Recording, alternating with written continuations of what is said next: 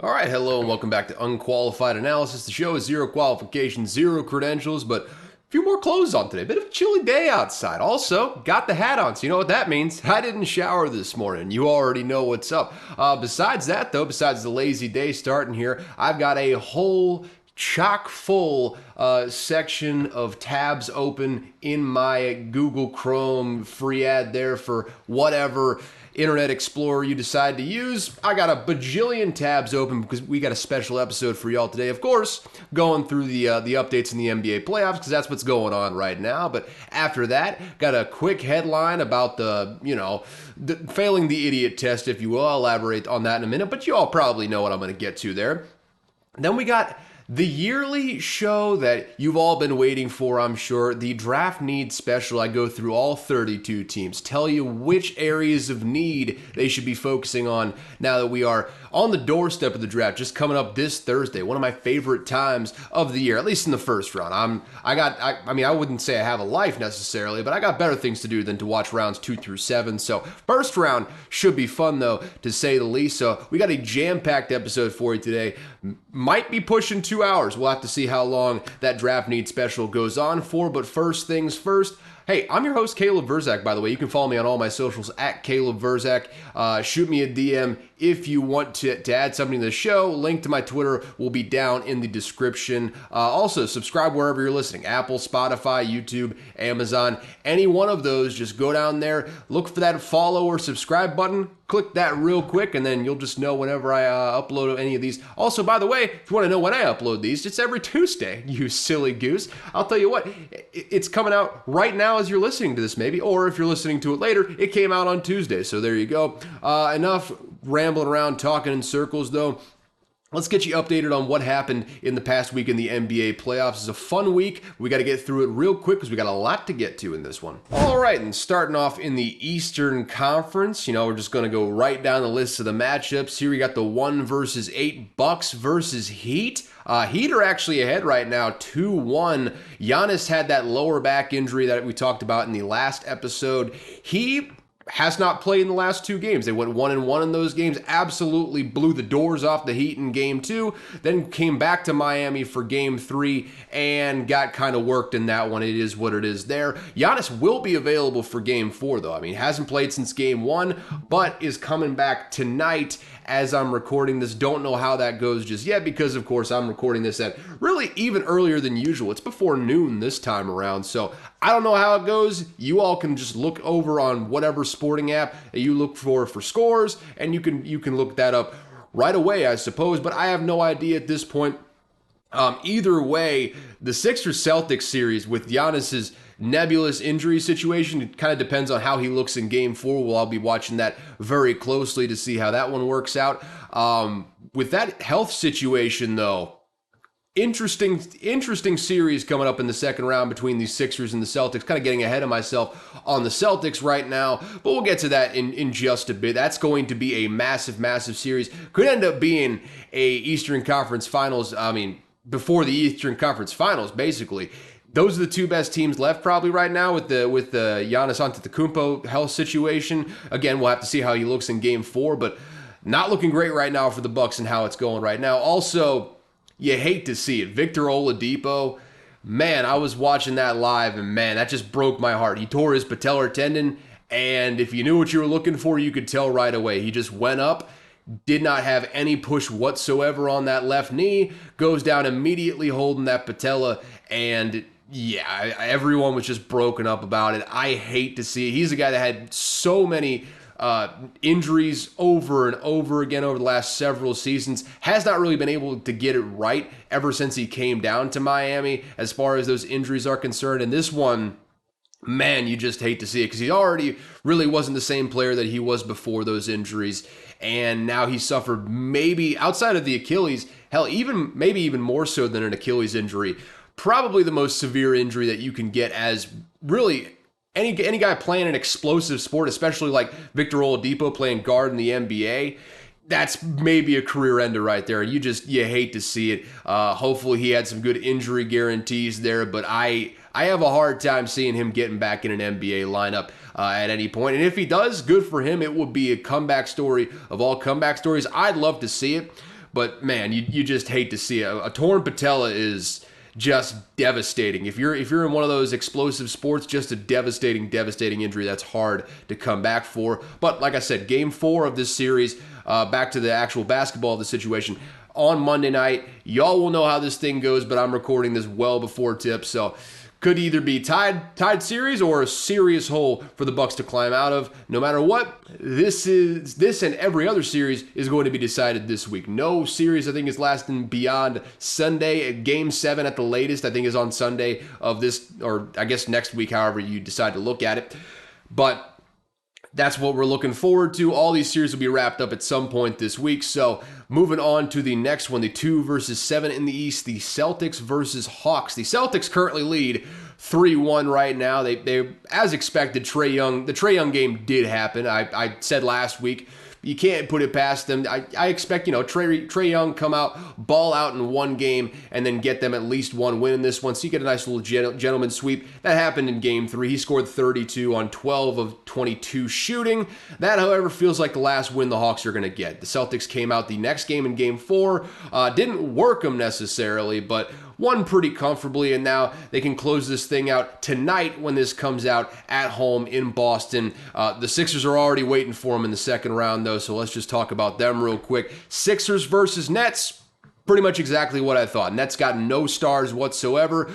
The unfortunate nickname of Spencer Dinwiddie, not really dissuading that name very much. Might be a Westbrook thing that follows him throughout the course of his career, and hopefully he can overcome that and maybe play a little bit less shitty, because he has objectively not played well in this series. The Sixers sweep 4-0. They squandered, the Nets rather, squandered their best chance to win a game in game 3 as sack tap madness came on in full force. And this was a problem this weekend. These kids, they're all probably older or the same age as me, but someone's not raising these guys right. All right, like Embiid, first off, kicked Nick Claxton straight in the nuts when Claxton tried to step over him in the first quarter. Embiid didn't get ejected, which led to later Harden was the victim of a makeup call, I believe it was in the third quarter, when he inadvertently sack-tapped his defender and got ejected. And you look at the replay on that, big old nothing call. I mean, absolutely nothing that he actually did there. If anything, maybe you could say it was an offensive foul because he looked like he was trying to get a little bit of a push off there. But that was just inadvertent touching of the sack, telling him what's up there, and he got ejected for it because, I mean, pretty much the most blatant makeup call of all time where they ejected him for that. Nets still couldn't take advantage, though. They end up losing by 5 in that one. Every single game outside of that game 3 was decided by double digits for the Sixers, though, and they're playing some straight 90s basketball. I mean, there was not a single one of these that I think, outside of the game 1, where it was like 122 to 102. Outside of that, all the rest of them were like 90-something versus 80-something. They were just straight up physical defensive basketball, and frankly, the Sixers just dominated. And it's not without a little bit of something to worry about, I would say. I mean, Joel Embiid, I think he was out for game 4, I want to say, with a sprained knee. MRI apparently didn't look good. I don't know. The quote that came out from Doc Rivers was nebulous as usual, which probably means it's a big old nothing that he's trying to get in the head of whoever they play in the next series. I don't know, probably the Celtics, but I guess don't want to put the cart before the horse there on that one. That's when you're going to have to be watching going forward, though. That sprained knee is not inconsequential. It's going to be something that we have to watch going forward. But now they do have a whole week off, basically, to wait, see what the Celtics do.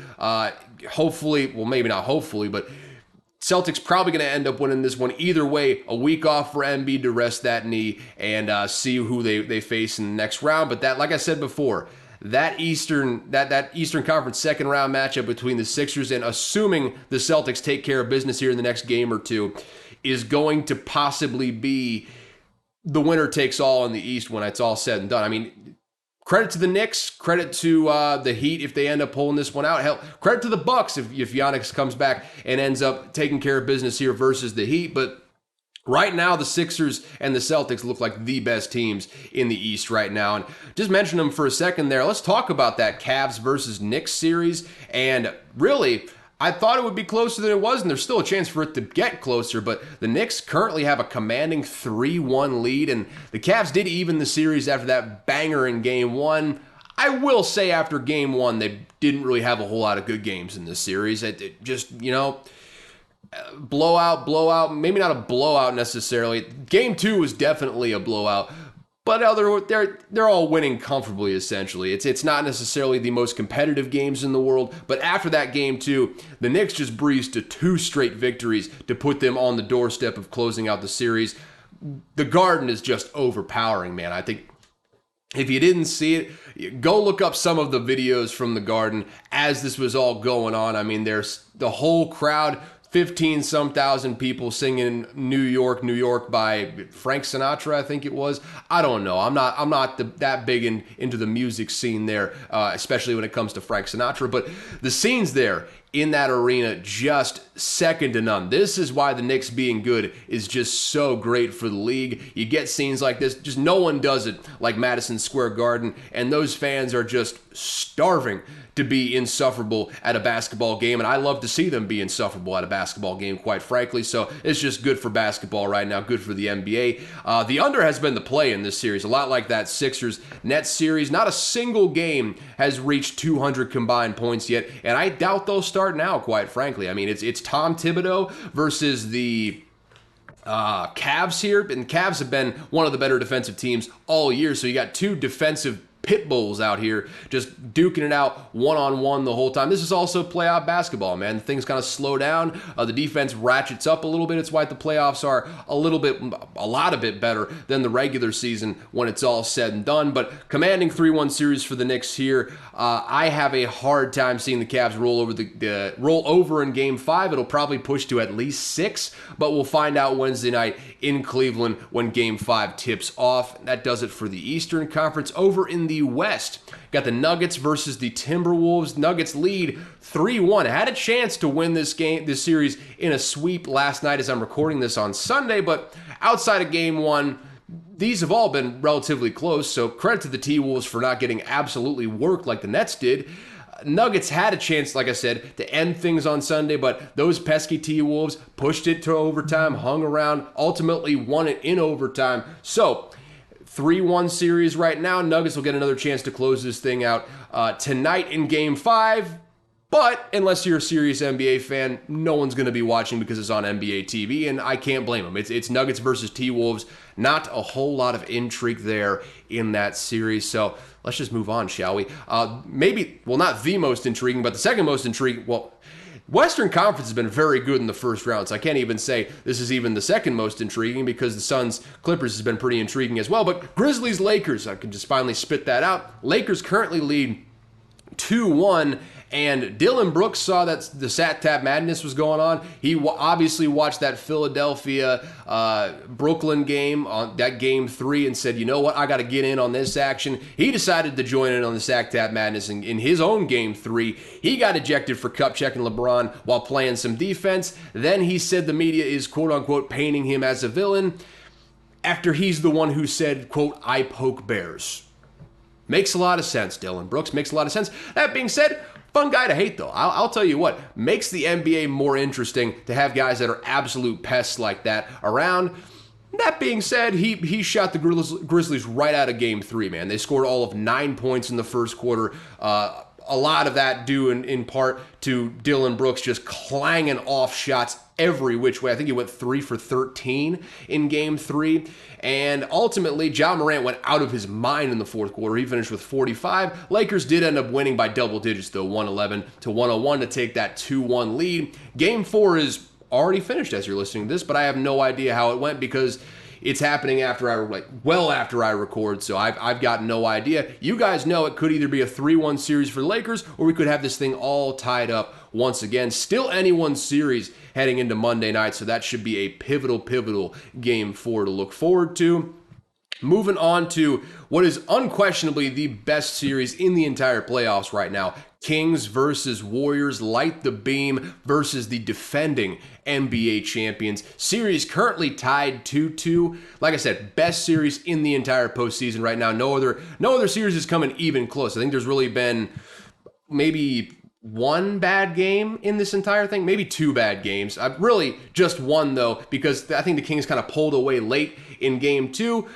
Game 3, I mean, Draymond got suspended for that game after stomping on Domantas Sabonis' chest, nearly breaking his sternum if you judge by the reaction of Domantas Sabonis. A little bit of gamesmanship there. We'll never respect the flopping and, the soccer-esque, I'm dying sort of thing, because, obviously he was not, and it was not that major of a thing, but ultimately the acting job and Draymond Green's history got him suspended for Game 3.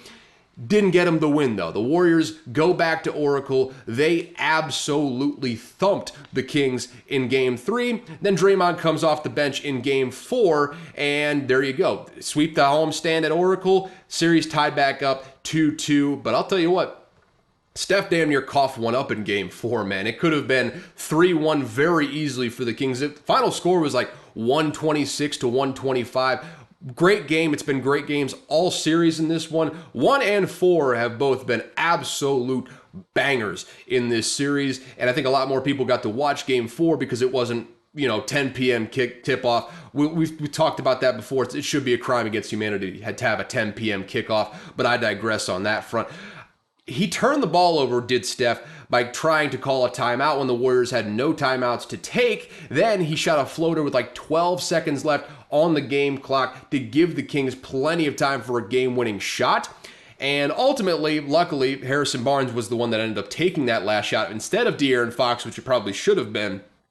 And I feel like you got to find a way to get the ball to De'Aaron Fox for that shot because it's only a 1-point game and that's your best, most clutch player. I think he won the clutch player of the year if I'm not mistaken. So get the ball to Harrison Barnes, clanged out harmlessly off the rim as time expired. Series tied 2-2, all water under the bridge for Steph Curry, which usually very out of character. One of the better players in the league and a guy that strikes fear into the hearts of the guys that are trying to defend him when he's behind that three-point line, really anywhere on the court for that matter. But we are all tied up, heading back to old Sacktown to light the beam for Game 5 on Wednesday night. I maintain, though, 10 p.m. tip-off should be considered a crime against humanity. That's when they're tipping off. And I'll probably be almost asleep by the time the tip-off comes because I'm a boring, boring man. What can I say? I'm 27 years old. I work my ass off, and I wake up very, very early. Sue me, I suppose. But there you have it. Best series in the entire slate as of right now.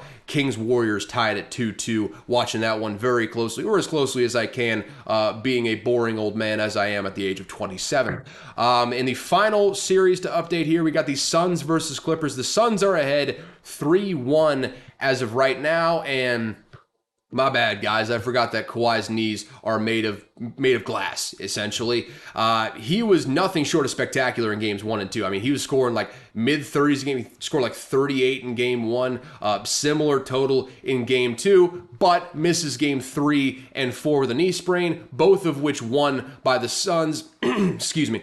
Now the Suns have an opportunity to close out the series tonight at home in Game 5, and Leonard's status is still up in the air at the time of this recording. I'm sure by the time y'all listen to this, it'll be pretty much crystallized what the final verdict is as to whether he's playing or not. But as of right now, commanding lead for the Suns, very great top line they have. Also, still got some health questions there. Who's to say if Kevin Durant can hold up the whole time?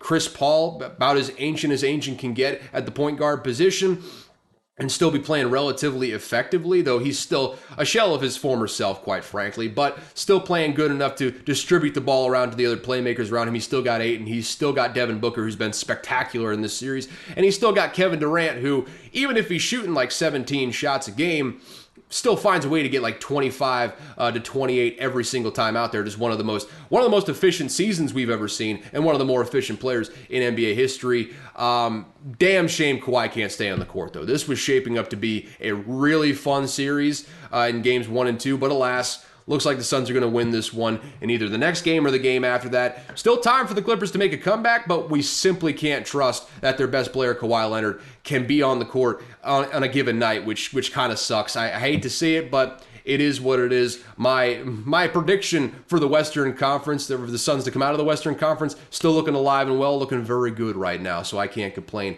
quite frankly. And there you have it. That's the NBA playoffs. I got it done in only probably 15 minutes or so. Yeah, like 20-ish minutes or so. That's good timing on that for right now. So with that, let's hit a quick headline before we get into the draft needs special here. And really, this is the only headline I'm going to hit because it's the one that really, it can't be reiterated enough. more NFL players have failed the idiot test. 5 players got suspended last week for either betting on NFL games or, in one special case, betting on a different sport but doing it from the team facility, which is still a no-no apparently. We all learn new things every day though, I suppose. And pretty much all the guys who got popped for betting on NFL games were special teamers, and hate to break it to y'all, you ain't Calvin Ridley. They're suspended indefinitely. NFL careers are likely over. I know at the very least, Quintez Cephas, CJ Moore, both guys that were in the wide receiver room for the Lions, which was an interesting theme in this one. Seems like a lot of Lions wide receivers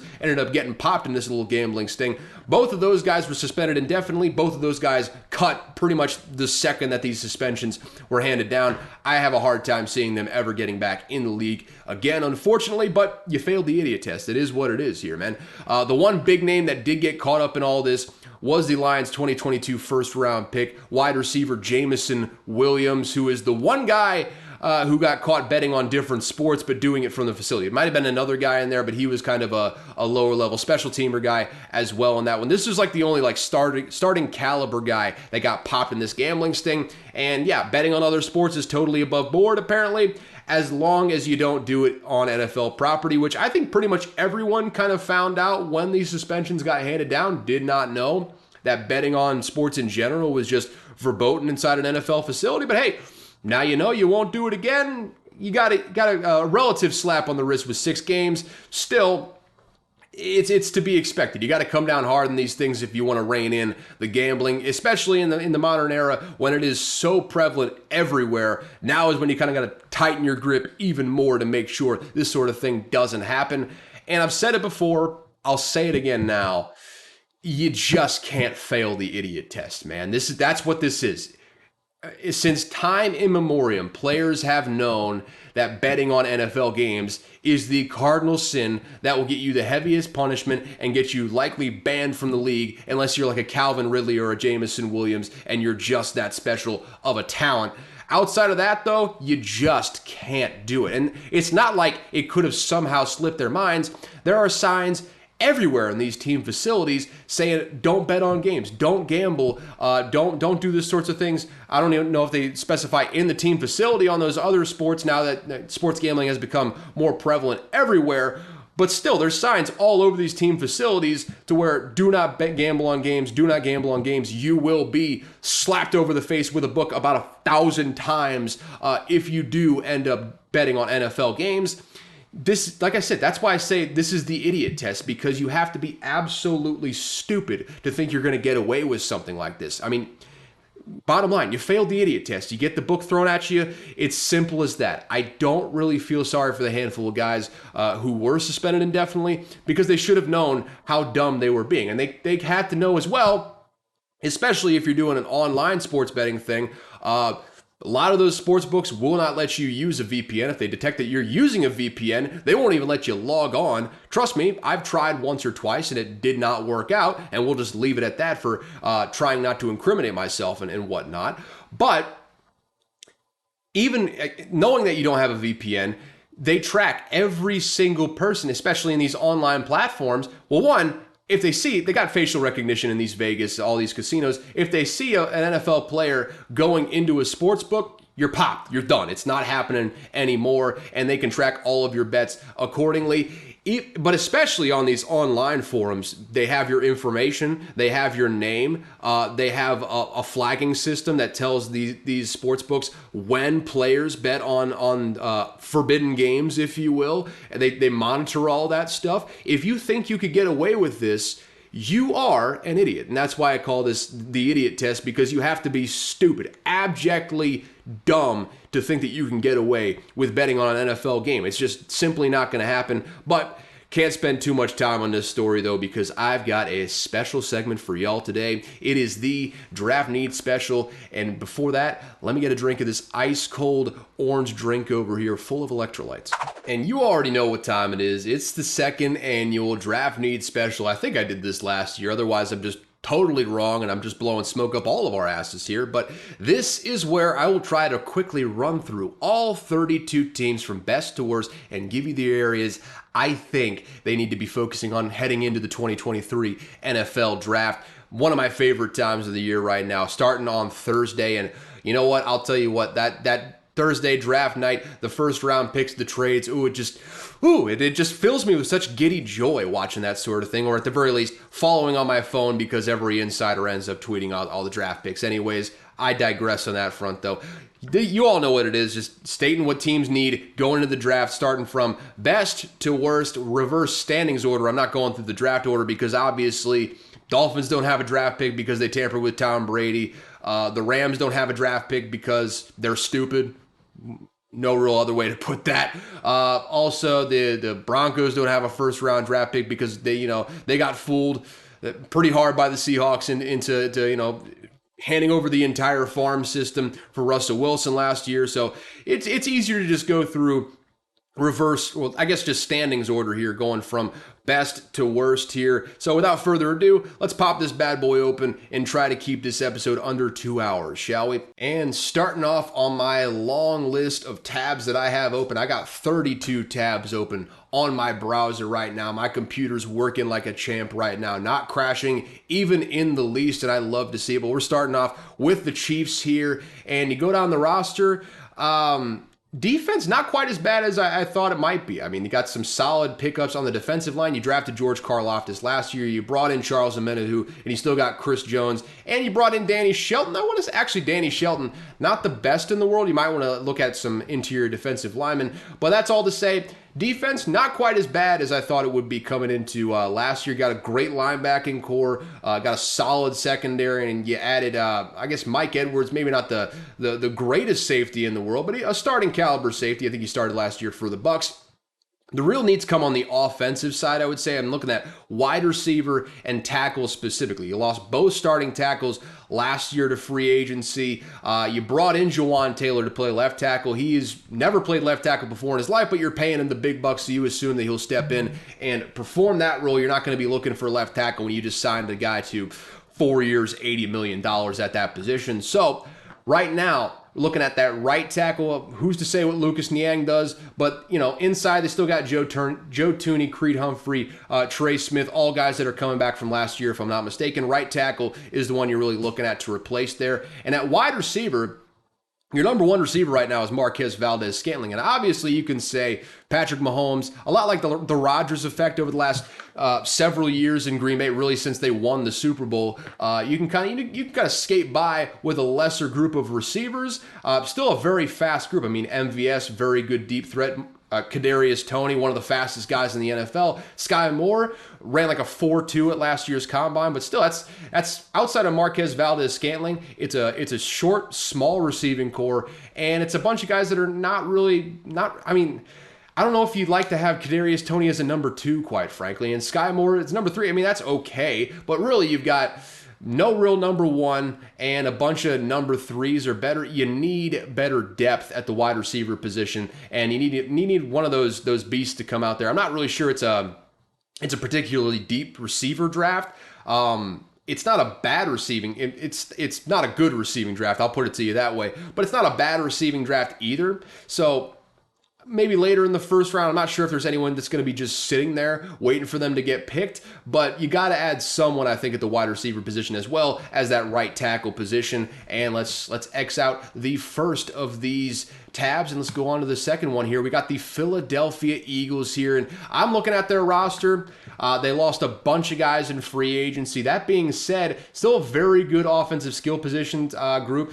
They kept all their starting 3 wide receivers, A.J. Brown, Devontae Smith, Quez Watkins, all coming back from last year. The backfield, still one of the deepest backfields in the entire NFL. They go a legit 3 deep. They were 4 deep last year. They did lose Miles Sanders, but you bring in Rashad Penny on a very manageable deal. I mean, less than $2 million. That's an absolute steal for a guy that, when he's healthy, averages damn near 6 yards a carry when he's out there. You still got Kenneth Gainwell. You still got Boston Scott. So not really too worried about that. And do I need to say anything about Jalen Hurts? I probably don't. But outside of that, interior offensive line, they did lose Isaac Seumalo to the Eagles. He was just on the Eagles. I'm talking about the Eagles. Lost him to the Steelers in this offseason. You do still have Landon Dickerson. You do still have Jason Kelsey in there, but Right guard, Cam Jurgens, we'll have to see how he does. Could not hurt to go out there and get another guard in there. I mean, Josh Sills, did not know he was still on this roster. That's a guy that I wish would not be in the NFL anymore, but don't need to relitigate all of that right now. I will say, offense still looking pretty solid, though. Not a whole lot of holes over there, but if you had to nitpick one, probably looking at that guard position, if I had to say. Outside of that, though, defense is really where the losses kind of accumulated over the offseason. You lost a bunch of linebackers. You lost the best interior defensive line that you had last year in a guy whose name is escaping me right now, but went to the 49ers. My goodness, I have no idea. Javon Hargrave. How did I forget Javon Hargrave? One of the best defensive tackles in the entire NFL. Obviously, you drafted Jordan Davis last year. He's going to be stepping into that starting lineup this year. We'll have to see how he does there. And you still got Fletcher Cox, but Fletcher Cox is long in the tooth. Probably not going to keep him for too much longer before he hits retirement. Probably going to want to look into some defensive line there. Linebackers where you really need to look right now. And there's a whole lot of unproven commodities right now. You got Nicholas Morrow. Hassan Reddick is coming back. Well, I don't know if he's coming back or if he got signed in free agency. I can't quite remember, frankly. You got Nakobe Dean stepping in at middle linebacker for his first year. I feel very good about Nakobe Dean, quite frankly. He was one of the smartest players in college football when he came out last year and just kind of got buried in the depth chart because that linebacking core ended up being so strong in a way that I did not expect last year. That being said, you probably got to build up some depth there. Probably got to look into maybe bringing in another guy in that linebacking core. Outside of that, though, one of the better secondaries in the entire league. I mean, you got Bradbury and Slay coming back. You bring in Terrell Edmonds. Also, Reed Blankenship, you're probably going to want to look into safety as well. I don't know why I didn't put safety in there. Terrell Edmonds is okay. Reed Blankenship, I don't really know. I think he was an undrafted rookie last year or 2 years ago, whenever he came in. You're probably going to want to look at safety as well. It's not the strongest safety draft in the entire world, but one you're probably going to want to bring in a guy or two.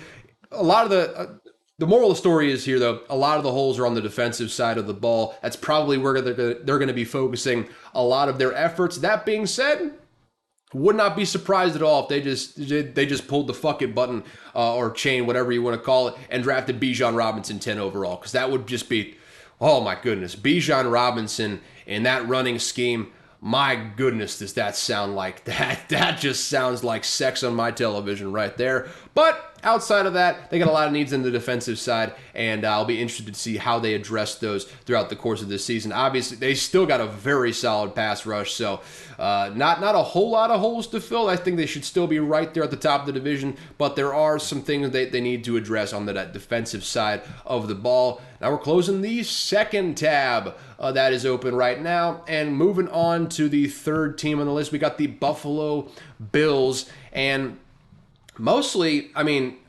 probably going to look into getting a wide receiver. I mean, their third wide receiver right now is Khalil Shakir, who not really a proven commodity. Outside of that, they got some fast guys that they brought in, they brought in Trent Sherfield, Deontay Hardy. Really, they're just like, hey, we got Josh Allen, so we're gonna chuck it deep basically every down. Might as well just get a bunch of fast guys, and can't blame them for that. But at the same time, if your third wide receiver is Khalil Shakir, you probably need to bring in another wide receiver this offseason.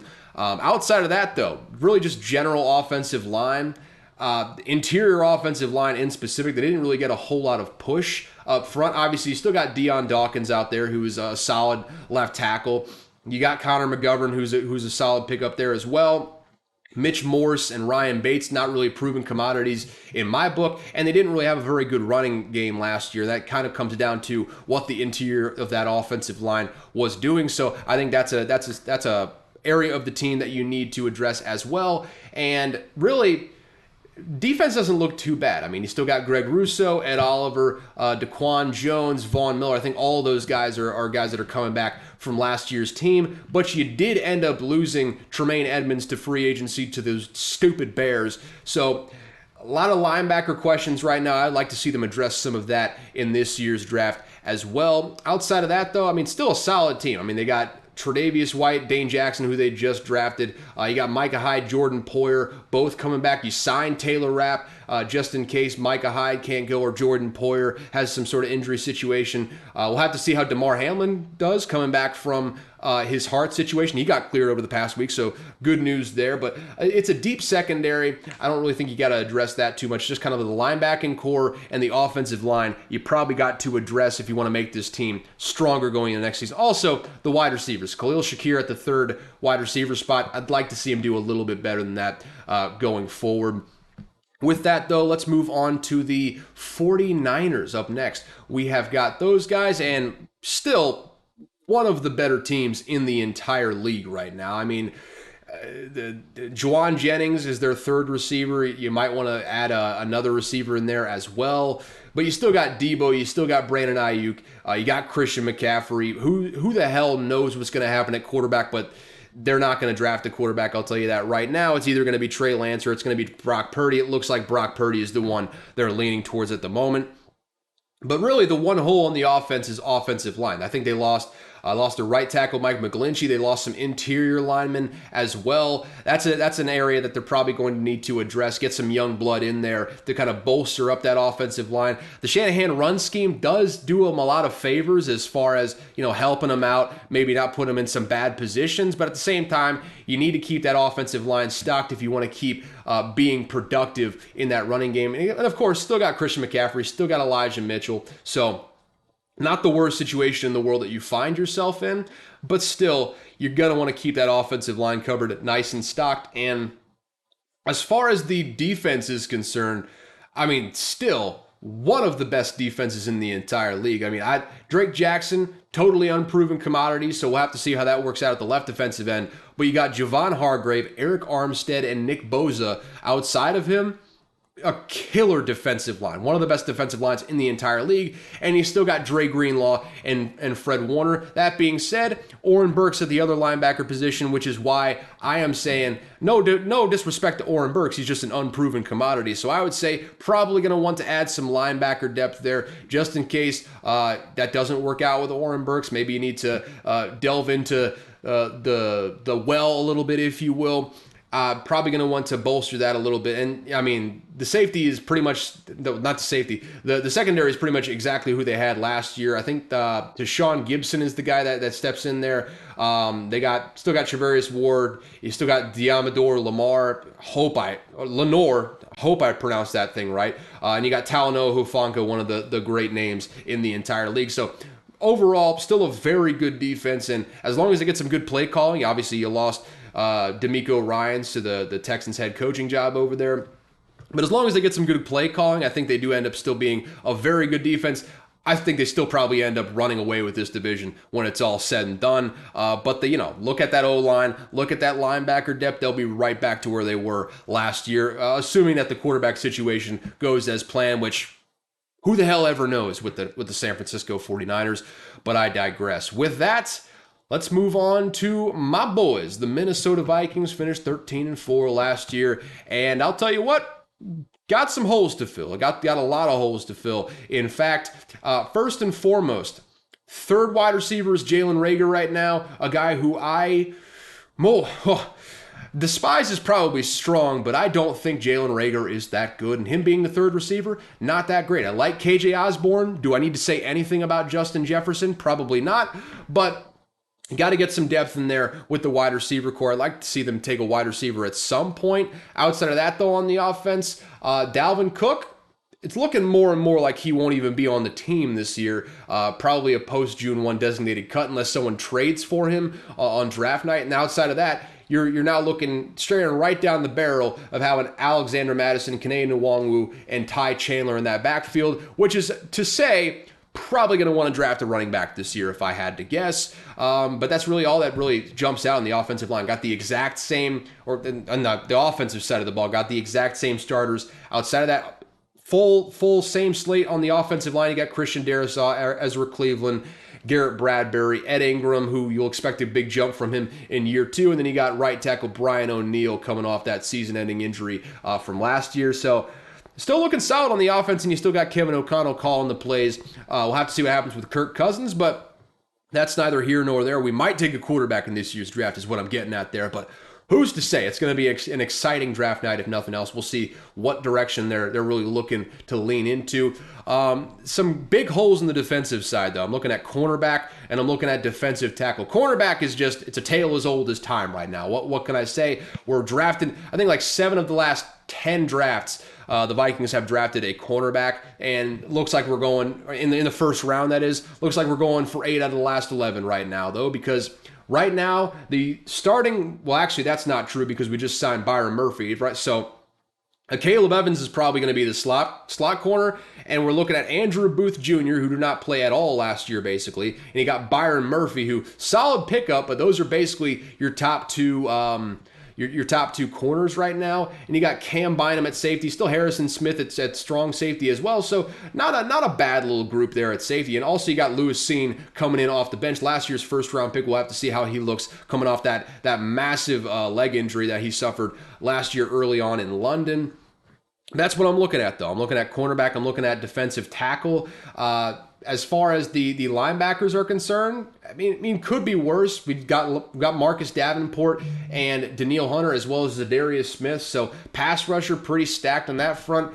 Brian Asamoah played well last year. Also, you got Jordan Hicks, who played all right last year. Nothing really right home about. Also, we signed Troy Reeder, so not a real bad group on the linebacking core, but really not a whole lot of depth on the defensive line. It was kind of a problem we had last year as well. I mean, we signed Dean Lowry, got Kyrus Tonga, and Harrison Phillips as well. Probably going to want to add in another guy or two in there just to kind of round out the thing. But I think we'll probably look better as long as, Brian Flores comes in as advertised. I got no real worries on that front, though. So we'll just keep it moving. That's what I'm looking at right now. Corner, running back, defensive tackle, wide receiver for the Vikings. They got their work cut out for them in this draft, and a limited amount of draft picks to do it because, I mean, can't blame them. They used some draft picks to bring in at least T.J. Hawkinson in the middle of last year. So we'll have to see what old Kwesi Adofo-Mensah can do in the draft. Let's move on to the Bengals, though. Up next, we got, what am I looking at here? Of course, safety. They lost both their safeties in free agency, so you got to find someone to fill in that hole there. Running back, because Joe Mixon, it's looking more and more like he's in quite a sticky legal situation over there in Cincinnati with all that domestic violence stuff going on. That's a pattern of behavior, so we'll have to see if he ends up being on the team. And behind him, you just lost Samaje Perine in free agency this last year, so you're probably going to look. It's a perpetually deep running back class every single year in the draft, so you might as well just take one. And, just in case you decide to move on from Joe Mixon, which he's a very high-priced running back with character issues at this point, so wouldn't be surprised if they do that, especially on a post-June 1 designation. Probably a good time to draft a running back if I had to say so. Also, probably a good time to bring in cornerbacks. They got Cam Taylor-Britt and Chidobe Awuzie, which, Chido Awuzie is still a solid left cornerback. Outside of that, though, very thin on the secondary, really secondary in general, from safety to cornerback there. They did bring in Nick Scott, which is a good guy to bring in there. I think he brought in from the Rams. Well, I mean, basically everyone just went to the Rams for their shopping purposes over the course of this offseason. But yeah, you got some real questions outside of that in the on the defensive side of the ball. Offense, still one of the best wide receiver cores in the entire league. They just keep adding guys on the offensive line, which is going to be interesting to watch, to say the least. But, it's a good way to build a team. So, I mean, I got no real questions about them on offense. I think they'll probably figure it out at running back. The secondary is going to be a problem for them, though, so they really need to hit that hard this coming off season as well. Moving on to the next one, we got the Cowboys up next. And I'm looking at, for the Cowboys, it's probably, that offensive line, getting a little bit old. You got Tyron Smith and Zach Martin anchoring the right side, both guys that are aging. Zach Martin's still very good guard right now. Tyron Smith just seems to be an injury waiting to happen basically every time he's out there. You still got Tyler Biadasz out there, who I think he played well last season, but Chuma Edoga at left guard, Tyler Smith at left tackle. That's probably the one area that you don't really need to look at, because, he's playing well. They drafted him to replace Tyron Smith. Essentially, he did over there at left tackle, and he's been playing fairly well. But outside of Tyler Smith, Probably going to be looking at slowly replacing all of those guys along that offensive line. So that's an area that they're probably going to be looking at. Tight end, they lost Dalton Schultz to the Texans over this offseason. So they got Jake Ferguson and Peyton Hendershot as the second tight end right now. Probably an area you're going to want to look into, especially in a very deep tight end class. I would not be surprised at all if they decided to go with one of those big time tight ends in the first round, be it Dalton Kincaid, Michael Mayer, Luke Musgrove. Almost said Joe Musgrove. That's a pitcher. I mean, that's not the same guy at all, but tons of tight ends that could go in the first round. So I wouldn't be surprised if they end up going that way with their pick. Also, looking on the defensive side, probably a good time to look into linebacker. I mean, without Leighton Vander Esch in there, it is a bare cupboard. And obviously, they got Micah Parsons listed as an off-ball linebacker. That's not how this thing works. He's a pass rusher. We all know it. That's just kind of he's a skeleton key type of player. He could play all of the defense, but he's a pass rusher through and through, and that's where he brings the most value to a team. Without Leighton Vander Esch, though, it is a skeleton crew right now. So you're going to want to get a bunch of linebackers, I would say, in this draft. Maybe not the best time to be looking at linebackers. It's not the strongest draft to be bringing in a linebacker, but that's really where the needs arise. I mean, you bring in Stephon Gilmore, who's to say how he looks this coming season after, I mean, he had a good season last year, but he's an aging guy, aging cornerback at that. So no real telling how long that pace of player, that level of play is going to keep up. Still got Jaron Kearse and Donovan Wilson, who were their starters last year at safety, though, and Trevon Diggs over at the other cornerback spot. So not really a whole lot of question marks on that secondary. Just look at those linebackers. Probably going to bring in some new guys. And he's still got a fairly solid defensive line between Micah Parsons. You got Dorrance Armstrong, DeMarcus Lawrence. Inside, not really a whole lot of proven commodities, but some guys that you can work with when it's all said and done. So that's what I'm looking at. Offensive line, tight end, linebacker for the Cowboys in this particular draft. Moving on, and hell, I'm not even sure we're 10 teams into this, and this is a marathon right now, boys and girls. I'm hoping you're enjoying this. I'm talking about 1,000,000 miles an hour, and I'm still not hardly making a dent in this thing, but let's just move on. Right now, it's the Chargers. We got them up next, and I am looking on offense. Really, I mean, the offensive line, probably something you want to address a little bit, but you still got Rashawn Slater. You drafted Zion Johnson last year. You got Corey Linsley at center. It's not the worst group on the entire team. So, excuse me, you can probably get away with not necessarily drafting anyone. I would probably want to go in there, maybe make a later round sort of, or a mid-round sort of investment there on the offensive line. But the real area of need I see right now, probably wide receiver. And of course, top of the line, you look at it, you may think, hey, Caleb, why are you saying to bring in a wide receiver? You got Keenan Allen, you got Mike Williams, and you got Joshua Palmer. Well, Keenan Allen and Mike Williams missed a bunch of games last year, and they've missed a bunch of games throughout the course of their careers. So last year they had both Williams and Allen out at one time. Joshua Palmer was the number one wide receiver, and outside of that, you were absolutely bereft of talent on the outside. And in the interest of not having that happen again, and getting some injury insurance, if you will, for some of those guys, probably going to want to bring in a wide receiver, probably a mid-round sort of selection. I don't know if you go out there and get one in the first round, but that's an area that they should probably be looking to upgrade and bolster up throughout the course of this offseason. Outside of that, though, offense doesn't look too bad. I mean, Austin Eckler, sorry, bud, you're going to be in town, unfortunately, and you still got Joshua Kelly behind him, and Isaiah Spiller, I mean, he was serviceable whenever he came in there, so I got no real questions about that whatsoever. Just look at that look at that wide receiver core. Maybe look at bolstering up that offensive line. You'll be right as rain over there in LA. On the defense, though, still got solid group over there as far as the linebackers are concerned. Still got Khalil Mack, still got Joey Bosa, who, when they're combined, very, very good tandem, one of the best tandems in the entire league. Still got returning guys like Austin Johnson, Sebastian Joseph Day, Morgan Fox on the defensive line. I think all those guys are coming back from last year. And we'll have to see, though. The real thing I'm looking at is the secondary right now. J.C. Jackson, a guy that missed most of last year with an injury. Who's to say if he can stay healthy this time around? You still got Asante Samuel Jr., though, so that's not bad.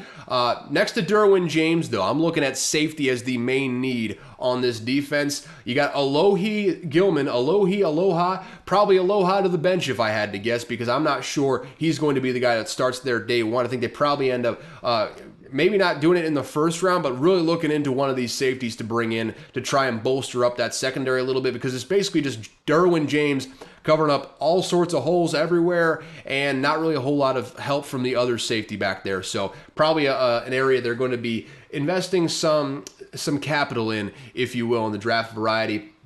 And outside of that, I mean, still a very solid team with the Chargers. The question really is, and has always been, will the head coach put them in a good situation to succeed? Will he end up being the guy that we expected him to be? Obviously, I forget his name right now because I'm a bad NFL analyst. Sorry about that. Sorry about that, folks.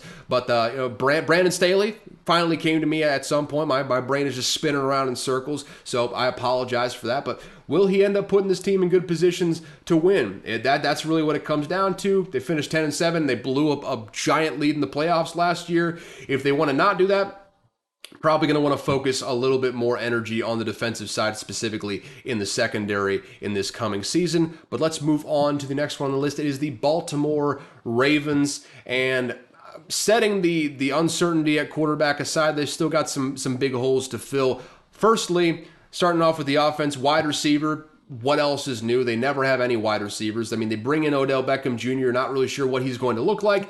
But you got Rashad Bateman, who is seemingly never healthy, and you got Devin Duvernay, who is, you would prefer him to be kind of the fourth receiver / a returner. He's a very good returner, not necessarily a guy you want to be your third receiver. So you're probably going to want to bring in some solid talent in the wide receiver core.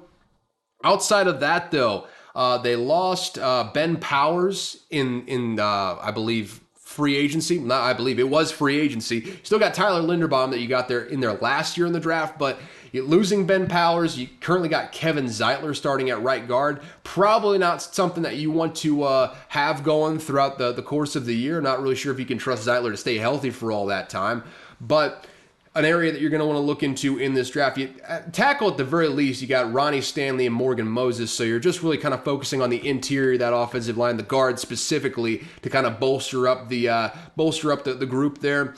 Outside of that, though, still a great group of runners. If Lamar Jackson comes back, they'll probably have one of the best running games in the entire league just by virtue of having him on the team. And he's still got one of the three best tight ends in the entire league in Mark Andrews. So really just offensive line, wide receivers are areas that you got to look into on the offense. On the defensive side, a couple holes to fill there as well. Defensive line, they lost a couple guys in free agency this year, and Adafe Owe has simply not been working out the way they wanted him to.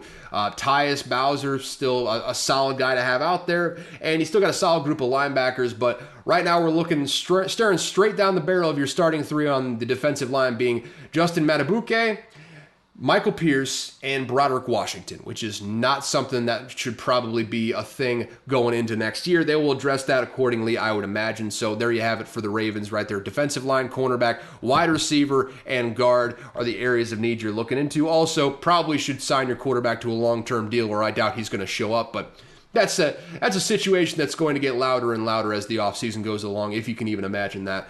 Let's move on to the next one, though. We've got the New York Giants. Almost hit San Francisco Giants. I'm a baseball guy now, so I mean, I got Giants in my head, but not the ones that are in the football world for once in the world. But I digress on that front. What did the Giants need more than anything else last year? If you said wide receiver, ding, ding, ding, ding, ding, you get a cookie, all right? But that's what we're looking at right now. Right now, the number one receiver slotted right now is Isaiah Hodgins. Then you got Paris Campbell and Darius Slayton, which, again, they're in a situation where you got a bunch of guys who would be very, very comfortable with being third receivers. Not a one of those guys I would be comfortable with being a number one receiver. You've got to attack that wide receiver group in this draft and bolster that if you want to have an improvement on offense, more so than what you had on last year. In addition to just Daniel Jones being in the system for a second year in a row, that'll probably help, but you need better receivers for him to throw to if you want to see a market improvement. You did get Darren Waller, which is going to help things, but you need to bolster that wide receiver core when it's all said and done. Outside of that, though, looking at interior offensive line, right now it's Ben Bredesen, Mark Lewinsky, and Shane Lemieux in that three starting interior line slots. And that's simply not going to cut it. You're going to have to bolster that a little bit. Obviously, you got Evan Neal, you got Andrew Thomas, two very solid tackles out there. So you just got to bolster the interior. And,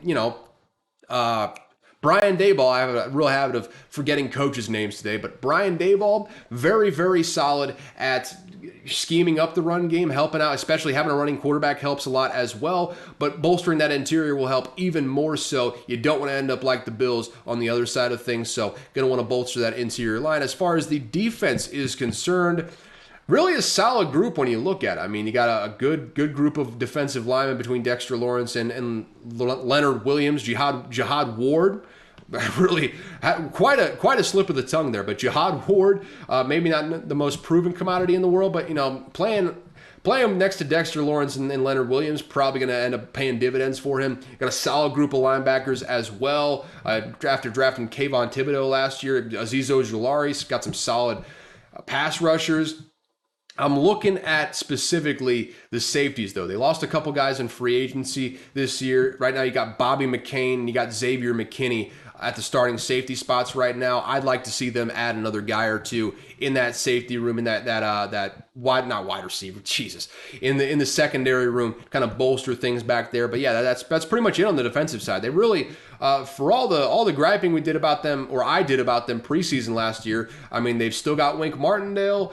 They've still got a very solid front seven, which carried them to a lot of solid defensive performances last year. And, all right group of corners. You still got a Dory Jackson, Cordell Flott. Maybe you want to bolster the depth there a little bit. Really just general secondary is what you need to focus on the defensive side there. So for the Giants, it's wide receiver, interior offensive line, and I did say just safety, but secondary overall is something you're going to want to look at for the Giants right now. And up next, moving on to the second page of this draft need special here, we are moving on to the Jacksonville Jaguars. My real breakout candidate for this season right now, because they really don't have a whole lot of holes. And I'll tell you what, one of the holes they do have, I mean, as far as offense is concerned, I mean, the wide receiver core, Christian Kirk, Calvin Ridley, Zay Jones, and you got a solid group of depth guys in there. Also, you got Evan Ingram as far as the weapons are concerned, and Travis Etienne out of the backfield, one of the best sets of weapons in the entire league, and I think Doug Peterson's going to have a fun time scheming that one up this year. But fact of the matter is, they lost their right tackle, Jawan Taylor, in free agency. Just talked about him being with the Chiefs, making that move and that pay bump over to left tackle. But outside of him, you still got some holes to fill in the interior as well. Really just offensive line in general, an area that they're probably going to need to address over there in Jacksonville. Outside of that, though, the weapons are just overpowering for the Jaguars right now, which is not something we've really ever said in the past several years down there in Jacksonville. Outside of that, on the defensive side, really, I mean, they've drafted nothing but defensive linemen for, I believe, like the last 10 years, it feels like, in the first round. So, I mean, not really a whole lot of holes there. You expect those guys to step up. Solid group of linebackers as well. You just drafted Travon Walker, number 1 overall last year, so I don't really need to focus on that. Also, you got Foye Olokun, totally butchered that name, or Oluokun, however you pronounce that, and Devin Lloyd as well. So really not a whole lot to focus on there. What I'm looking at right now for the Jags is cornerback. They've got Darius Williams in there, which is a solid guy, but Tyson Campbell, maybe not a guy that you want to necessarily ride with. A solid enough corner, but a guy that you probably want to build depth behind if you are going to end up having him be the go-to corner there opposite of Darius Williams. So really solid group of defenders outside of him, but Andre Cisco played well. Rayshawn Jenkins stepping into a role there as the strong safety. Really a solid group of safeties, just going to want to bolster up that cornerback room a little bit as we go forward here. And that's pretty much it. I think the Jaguars right now, they've got the strongest roster in the AFC South, which may not be saying much because it's still not a very good division, but that offense looks good. That defense is starting to really round into form. I think these Jags might end up being 10, 11 wins, maybe even pushing for 12 if they get lucky at some point. Watch out for the Jaguars this season, man. They are looking stronger than they have in a long, long time over there in Jacksonville. But let's move on to the next one. We got the Dolphins also sitting there at 9-8 last year. And for them, really, I don't see a whole lot of I don't see a whole lot of areas where they need to improve on offense. I think they got pretty much everyone coming back on the offensive line. I could be wrong on that, but so sue me if I am. Wide receivers, they got everyone coming back there as well. I mean, Tyreek Hill, Jalen Waddle, Cedric Wilson, solid group there. Durham Smythe, a guy that probably fits the offense a little bit better. I mean, maybe you want to get a tight end in there, given how strong this class is. But offense, not really much I'm really looking at here. I think it's just a solid group of guys. On defense, really very good defensive line. Brought in Jalen Phillips in the draft a couple years ago, a couple years ago at this point. Brought in Bradley Chubb on a trade last year, and now you got, really just a solid group overall in that front seven. So I'm looking at, really in the back end, probably more solid than the actual linebackers. But that's where we're getting to the crux of the issue here. I'm thinking inside linebacker is a part or an area where they really need to step up their game a little bit. Right now, it's David Long Jr., who, if he's on the field, he's an explosive talent and could really be a Pro Bowl, All-Pro caliber sort of player. But outside of him, it's Jerome Baker, who's a bit of an unproven commodity, and not really a whole lot of depth behind either of those guys. So probably going to want to bolster up the depth chart a little bit there and bring in some inside linebackers. But as far as the Dolphins go, it's really just defensive needs right now. It's nose tackle, it's inside linebacker at this point right now. I mean, talking about Raekwon Davis, talking about an unproven commodity. Those are really the two areas I'm looking at right now for the Dolphins. Offensively, looking good. Defensively, they were okay at best last year, bad at worst. So they just need to bolster that side of the aisle. And it's a strong division, but they could still be pushing for another playoff spot next year if they play their cards right. And with that, let's get into another NFC team, if you will, the Seattle Seahawks right now. And really, they punched above their weight class a little bit last year, and they got some holes to fill when it's all said and done here. They do have a high draft pick right now, so they could really bolster that up very quickly. But as far as I see it, I'm looking at a nose tackle, secondary as well. I mean, obviously, you bring in Tariq Woolen last year, but Mike Jackson opposite him, Jamal Adams, who has never really been a great pass defender, if you will. Quandre Diggs is an okay safety, but really just secondary in general, you need more bodies out there if you want to keep up with some of these guys that are throwing the ball out there. As far as the linebackers, I got really no qualms out there. You're probably going to bring in like a pass rusher or something if I had to say. But, Uchenna Nwosu, Bobby Wagner, Jordan Brooks, not a bad group out there. Obviously, you need some, like I said, you need some pass rush, but the guys that are in there, pretty solid when it's all said and done. So I can't really complain about that. Looking at nose tackle. Nose tackle is where I'm really focusing my ire, if you will. Well, ire is probably the wrong word, but you get it. They didn't really bring in anyone last year. All they really did was lose, and now they got Brian Moan in there. Not really a household name, if you will. So probably someone that they're probably going to. Also, no depth behind Brian Moan either. They got no backup listed on the depth chart right now, so I'd imagine they're going to be hitting that one fairly hard on the defensive side. As far as the offense goes, you got lucky as hell last year. Maybe not lucky, but is it better to be good or lucky? I think you were a little bit of both last year, John Schneider in the drafting department. First two picks of the draft, you draft Charles Cross and you draft Abraham Lucas. You got your two franchise tackles for the next however many years you need. Now you should look at the interior of the offensive line. Not really a group of household names there on the interior right now. You got Damian Lewis, Joey Hunt, and Evan Brown right now. So like I said, probably an area that you're going to want to look into. Oh, by the way, Greg Island. Shout out to the Mississippi State faithful here. I mean, Charles Cross and Greg Island being on the same team. I'll tell you what, Seattle, they're a friend of Mississippi State. I'll tell you what, right now. That being said, no disrespect to my boy Greg, probably going to want to draft some more depth in and around and behind on that offensive line in the interior there, guard, center, right guard, you name it. Probably a good area of need for them to look at. I'm also looking at wide receiver right now. Obviously, you got DK Metcalf, you got Tyler Lockett. Lockett's getting a little bit long in the tooth, though, and then for the third receiver, you just drafted D. Eskridge, but he didn't really play that well last year, and you don't really have a whole lot of depth behind D. Eskridge, so Wide receiver depth, something you're probably going to want to look at in this year's draft. Also, maybe a QB. Geno Smith is essentially on a one-year deal with an option after this year, so maybe they take a flyer on a quarterback, maybe they don't. Kind of just depends on what they're feeling at this point in the operation here. But wide receiver is the area you really need to focus on as far as the skill positions. Interior offensive line is the point where you want to focus on in the big boys department. Outside of that, though, solid team. Maybe they punched a little bit above their weight class last year. Not really sure how they're going to look this year. Probably going to be around the same level, maybe 9-8. But I think they should have a better roster when it's all said and done. I think they can do some real good in this draft. They got some very fixable problems that they can really rectify right away if they really want to in this upcoming draft. And boy, we are just crossing the hour mark, and we got a bunch of teams to get to. So let's just keep this thing moving right now. We are moving on to the Lions, and of course, they traded away T.J. Hockenson last year. Right now, we got Brock Wright slated to start. So with that, obviously, I think the Lions need a tight end. Maybe they look at a quarterback, but you got some other pressing issues right now. Tight end is the area that I'm really looking at for them to go with in the I guess you could call it the skill position department. Outside of that, the wide receiver, I mean, Jameson Williams did just get suspended, but even before Jameson Williams was suspended, your third receiver right now is Marvin Jones Jr., which 3 years ago probably would not have been a bad guy to have as your third receiver. As far as the 2023 version of Marvin Jones, a guy that you may want to look into bolstering ahead of or behind.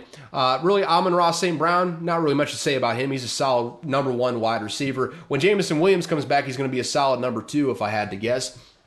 Marvin Jones right now, not a guy that you want as your number three, so probably going to want to build some depth as far as that is concerned. Outside of that, one of the better offensive lines in the league, so not really a whole lot of issues I got with that right now. And Jared Goff, he's been serviceable. When you got a running game like they do, not really a whole lot of worry about the quarterback at this point in time. They're still not necessarily, they're on the doorstep of building a Super Bowl contender, but they're still probably a year out, if I had to guess. On the defensive side, they addressed a lot of problems in this free agency, man. I mean, you bring in Emmanuel Mosley, you bring in Cameron Sutton, you bring in C.J. Gardner-Johnson.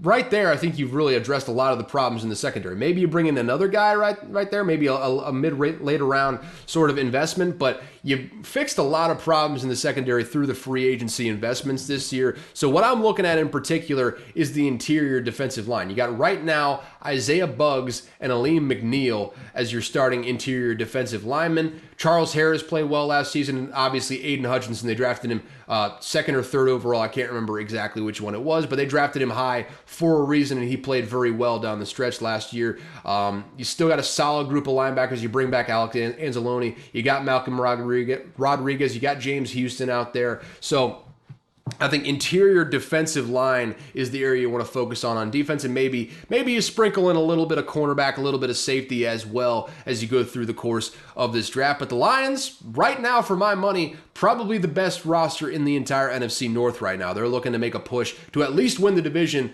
Probably not really a Super Bowl run type of year this year, but at least looking to win the division this year, if I had to guess, when it's all said and done.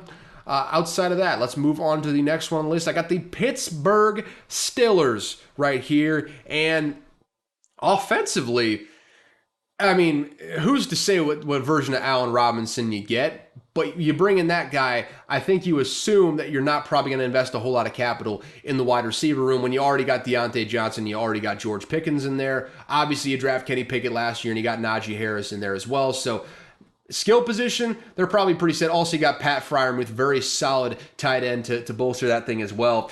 And of course, you bolster up the interior of the offensive line with Isaac Seumalo. That being said, Dan Moore and really put myself in a corner here. Chukwuma Okorafor, I think I nailed that one as your tackles. Solid group of tackles there, but interior, you bring in Isaac Seumalo. I think Mason Cole is a holdover from last year, so you like to have continuity there. And I think James Daniels might be as well. But I think you still want to bolster maybe another one or two guys there on the interior for the Pittsburgh Steelers if you want to really make that offense live up to his potential, I guess you could say, is the words I'm trying to get out of my mouth there. On the defensive side of the ball there, though, I am looking at the cornerback position in specific, and it was glaring because they lost a bunch of players this past offseason. I think they lost both starting cornerbacks.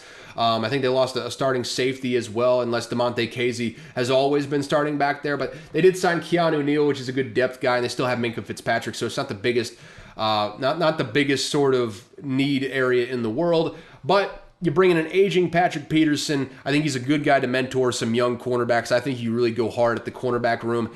Get a youth injection in that secondary. Really get some depth in there. That's what they should be focusing on this coming offseason. If I had to put a finger on it, that's the area I'd be looking at, especially in a division where you got Deshaun Watson, you got Lamar Jackson, you got the man, Joe Burrow in the AFC North right now. You got to have a deep secondary if you want to continue to play at a high level over there. Outside of that, though, you can make an argument that maybe Braden Fehoko is not necessarily a household name at nose tackle.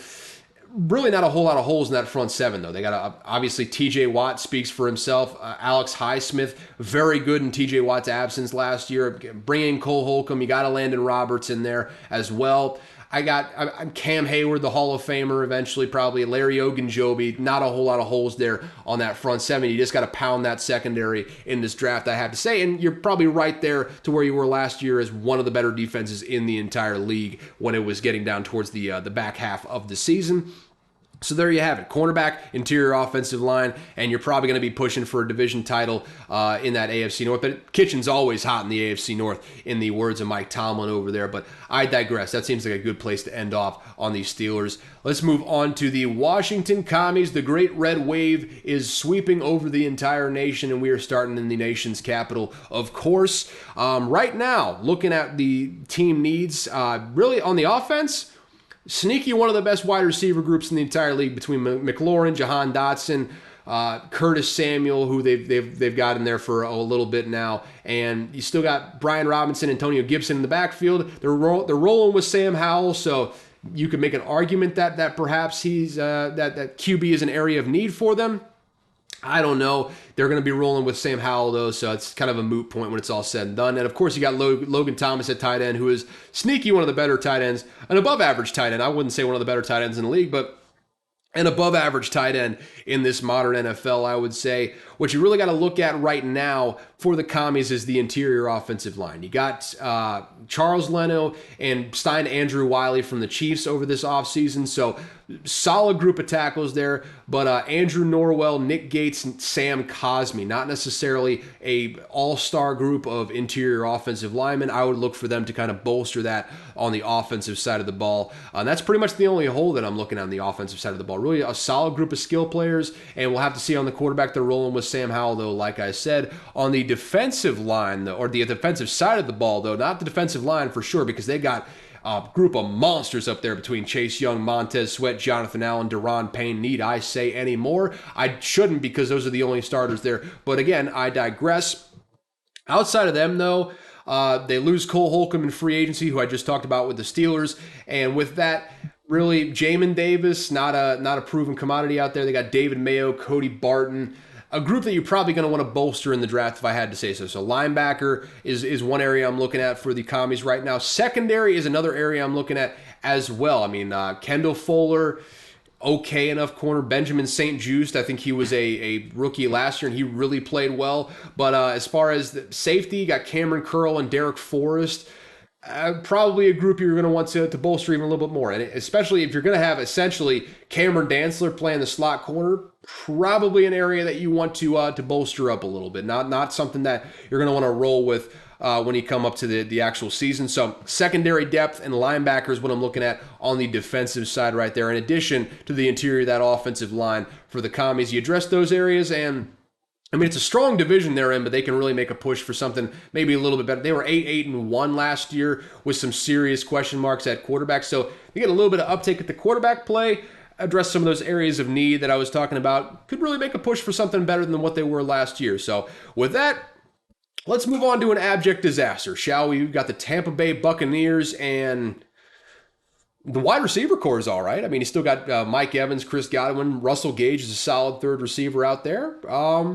Outside of that, though, good running backs, Well, let's just get to it, shall we? In quarterback, need I say more? It's either Baker Mayfield or Kyle Trask, so I'm not really feeling great about the options there. If they really felt good about Kyle Trask, they would have just rolled with him. They wouldn't have signed Baker Mayfield this offseason if they really felt that strongly about Kyle Trask right now. Outside of them, though, offensive line, Tristan Wirfs, solid left tackle, but Ryan Jensen, an aging center that I think he was contemplating retirement last season. I think he came out of retirement to come back and play last year. Nick Leverett, Matt Filer as your guards. They lost Shaq Mason in free agency. They cut their right tackle, whose name is escaping me right now. So just generally, the offensive line, they didn't play great last year with all the injuries they had, and they really are shaping up to not be that great this year. So you got to really hit the offensive line hard. Outside of that, though, on the defensive side, Vita Vea is aging. Greg Gaines is all right. Logan Hall, unproven commodity. So defensive line, I'm looking at bringing in some guys as well there. You got Shaq Barrett, who should probably help out. You got Joe Tryon-Shoyinka, who I'm not even sure if he's really that good. Round 1 pick in 2021 for whatever it's worth. It was a 4-sack guy, and he's got some sick hair in his profile photo there on ESPN. So for whatever that's worth, I mean, he could be all right, could be terrible. I think you're probably going to want to look into some pass rush as well, opposite of Shaquille Barrett. But what I'm really looking at here for the Bucs right now, because you got interior linebackers, Levante David, Devin White. Maybe not the greatest duo in the world, but Devin White, all-pro caliber guy. Levante David, very solid inside linebacker, so I'm going to leave that where it is right now. Also, probably going to want to look into secondary. You got bring back Jamel Dean. You have Carlton Davis in there. You got Antoine Winfield Jr., but overall, not the most deep unit in the entire world. They have some serious depth concerns, so I'm looking at secondary depth there behind all those guys I just named. Also, safety, you got Nolan Turner coming in after Mike Edwards left in free agency this past offseason, so you got some real holes to fill on that side of the ball, and that's what I'm looking at. I mean, the Bucs in general, they're a better roster than I thought they were looking at them, but they're just not a very good team this upcoming year. They got a lot of holes to fill and a limited amount of draft picks to do it. So I'll be interested to see what Brett Veach and the entire squad over there in the front office decides to do in this upcoming draft.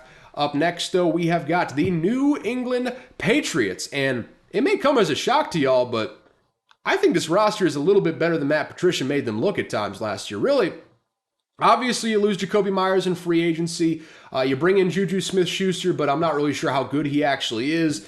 And often injured Devontae Parker. Kendrick Bourne as a third receiver is not terrible, but I think you need to bring in some wide receivers. That's pretty much the one area of need I see on the offense. Outside of that, though, I mean, basically full group of starters coming back on the offensive line. You bring in Mike Gesicki. Hunter Henry is already there, so you got a solid duo of tight ends, I would say. Not a bad group of players on the offense. It's all really coming down to how does Mac Jones play? Does Ramondre Stevenson stay on the field? That's really the question marks you're looking at there. Outside of that, on the defense, another solid group of guys. I mean, really, the defense was the strength of the unit last year, of the team rather, last year. But really, outside of that, really the secondary looks nice. The defensive line looks about as it looked last year. I'm really just looking specifically at that interior inside linebacker rather. Where you're looking at Juwan Bentley and Jelani Tavai anchoring that interior right now, which not a terrible group of linebackers, but unproven commodities to say the least. So I would like to see them bolster that a little bit though, but I'll say it again, not nearly as bad of a roster as I expected it to be coming into this little analysis here, and I think they're really not that far away. They got they bring back Butt Chin Bill. They got a solid offensive coordinator now, and I think they should be right back on the doorstep of looking for a playoff spot next year. It's a strong AFC. They're going to need some better quarterback play, but Butt Chin Bill was the guy that coached Mac Jones to where he was in college and ended up being a first-round pick coming out of college. So I feel very good about this team in general. I think the Patriots are going to have a real good bounce-back year when it's all said and done. Solid defense. solid looking offense. I'm interested to see where they end up when it's all said and done. Hopefully, well, I don't know about hopefully. They're the evil empire, but I could see them finishing much better than they were last year. Maybe pushing for a 10-win sort of season in a playoff spot when it's all said and done. Up next, though, we have got another kind of shit show when you look at it a little bit closer. It's the Green Bay Packers. Obviously, you got Aaron Rodgers exiting the building, so we'll have to see what Jordan Love is. I feel very good about Jordan Love. I think probably better than a lot of people feel about Jordan Love, but still an unproven commodity, so we'll have to see what happens there. Outside of him, though, backfield, don't really need to say much about them. Between Jones and Dillon, a solid 1-2 punch there.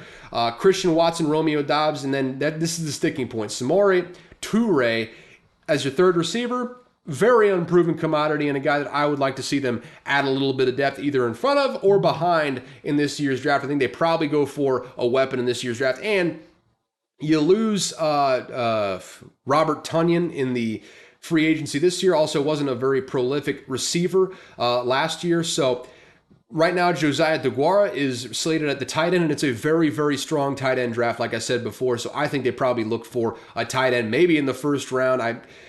With their draft position, I don't really see them going for a wide receiver in the first round unless Jackson Smith and Jigba just falls right in their lap, which that would be a perfect fit, I would say. But tight end in this year's draft, probably the area I see them going particularly in the first round, but that's their needs right now. It's tight end, wide receiver. Also, if you're expecting David Bakhtiari after his entire injury saga to come back and just be a spring chicken, be the same guy he once was, simply not going to happen. So also I'm listing tackle as a need for the Packers. Really just overall in the offense, gotta get some bodies in the skill positions, and you got to get some bodies at that tackle position. And I don't know if they'll be right as rain, but it all kind of depends on what Jordan Love does in this offense this coming year. And I'm excited to see it, I suppose. But excuse me. On the defensive side of the ball, one area of note that I'm looking at is the safety position.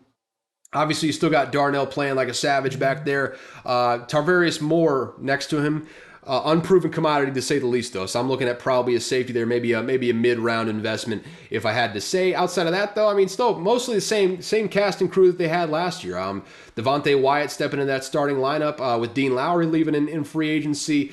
Maybe you can make an argument that TJ Slayton isn't necessarily a guy that you need at the nose tackle right now.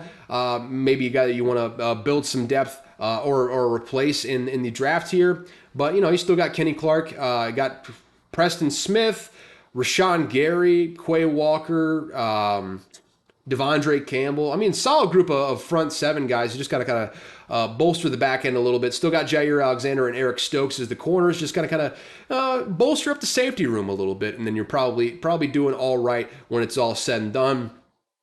Probably going to want to temper expectations for the Packers this year, though. This is definitely a rebuilding year, and they're going to have a youthful group out there that's kind of probably going to be figuring out. This will probably be a little bit reminiscent of the first year Aaron Rodgers was starting, if I had to guess. The year they went 6-10, weren't necessarily firing on all cylinders, but remember, the very next year, I think they won 10 or 11 games, and they might have won the Super Bowl the very next year. So take it with a grain of salt. This is just kind of what the Packers do, and this, every team has to have a down year every once in a while, and you're transitioning from the greatest quarterback in franchise history. I understand. I understand with a little bit of drop off. They might be, weird how it all ends up, but the Vikings and the Packers might end up having the two worst records in the division. But then again, I can't just assume that the stupid Bears are going to be any good next year. So we'll digress on that point. That's what I'm looking at for the Green Bay Packers right now. Bunch of offensive needs, only a few defensive needs when it's all said and done. Up next, I'm looking at the New York Jets, and of course, we'll start off here. Need a quarterback, but really just get the Aaron Rodgers deal done. I think they're expected to get that thing done this week. They recently, I think just yesterday, the day before, maybe even just over the course of the last week or so, they've re-engaged on the trade talks, and they're trying to hammer that thing out. I would assume they get that done either night 1 or night 2 of the draft, if I had to guess. So it's going to get done. It's just a matter of getting the thing done, and until then, you got a need at QB. Outside of that, though, this roster is ready to make a championship run. No two ways about it. No question in my mind. You just got to really, on offense, the one need you're looking at is offensive tackle. You cannot expect Mekhi Becton to come back and play. at all, really. He's currently slated as a starting left tackle, but who's to say how long that's going to last? Interior, I don't really have a whole lot of questions. They got a lot of the same guys coming back from last year. Laken Tomlinson, Elijah Vera-Tucker, Wes Schweitzer, kind of anchoring that middle there. Max Mitchell at right tackle, a wholly unproven commodity. You do have Dwayne Brown sitting back there, kind of an older, longer in the tooth guy, but he played well in his reps last season. So it may be not the most pressing area of need, but especially with the Mekhi Becton ongoing health situation that always seems to be presenting itself, you're probably going to want to draft a tackle there if I had to guess. Outside of that, though, not a single hole on the defense, man. It is a scary, scary unit right now. I mean, they bring in Chuck Clark on the trade with the Ravens this past year. They already had Jordan Whitehead in place. DJ Reed played well opposite of one of the best corners in the entire league in Sauce Gardner. The guy that wore a bejeweled, bedazzled, diamond-studded sauce bottle to the draft last year. One of my favorite players in the entire league. I mean, the secondary is fantastic. They got a lot of the same guys coming in as last year in the front seven. Maybe you want to look into a linebacker or two in that front seven. Outside of that, though, I mean, they are absolutely loaded at all positions on the defense. It should be one of the best, if not the best group in the entire league. Once again this year, I'd be shocked if they were not a top 10 group at the very least, and I would not be surprised at all if they were a top 5 group once again. So really, again, just get the Aaron Rodgers deal done. Get some tackles in there, and you are going to be primed and ready for a run at the Super Bowl. Maybe you don't win the division. You still got the Bills in there. You still got the Dolphins looking strong as ever. And, of course, the Patriots are frisky as always. But I'll tell you what, man, this is a roster that is ready to go on a run. The wide receiver core is deep. You got Breece Hall coming back off an injury. You got a dynamic defense. Just get that trade done, and we should be off to the races when it's all said and done. With that, though, let's move on to one of the bigger shit shows in the entire. We're really moving into the area of shit shows in general right now. Got the Tennessee Titans right now, and take your pick. I mean, running back, probably going to want to bring in some guys because Derrick Henry is already rumored to maybe be on the move somewhere. I don't know who's going to be trading for Derrick Henry at this point in his career, but a guy that they're probably, a guy that was brought in by a previous regime, so especially at running back, probably someone you might be looking to move on from. That's one guy I'm looking at there. Running back, maybe in a mid-round draft pick sort of selection there.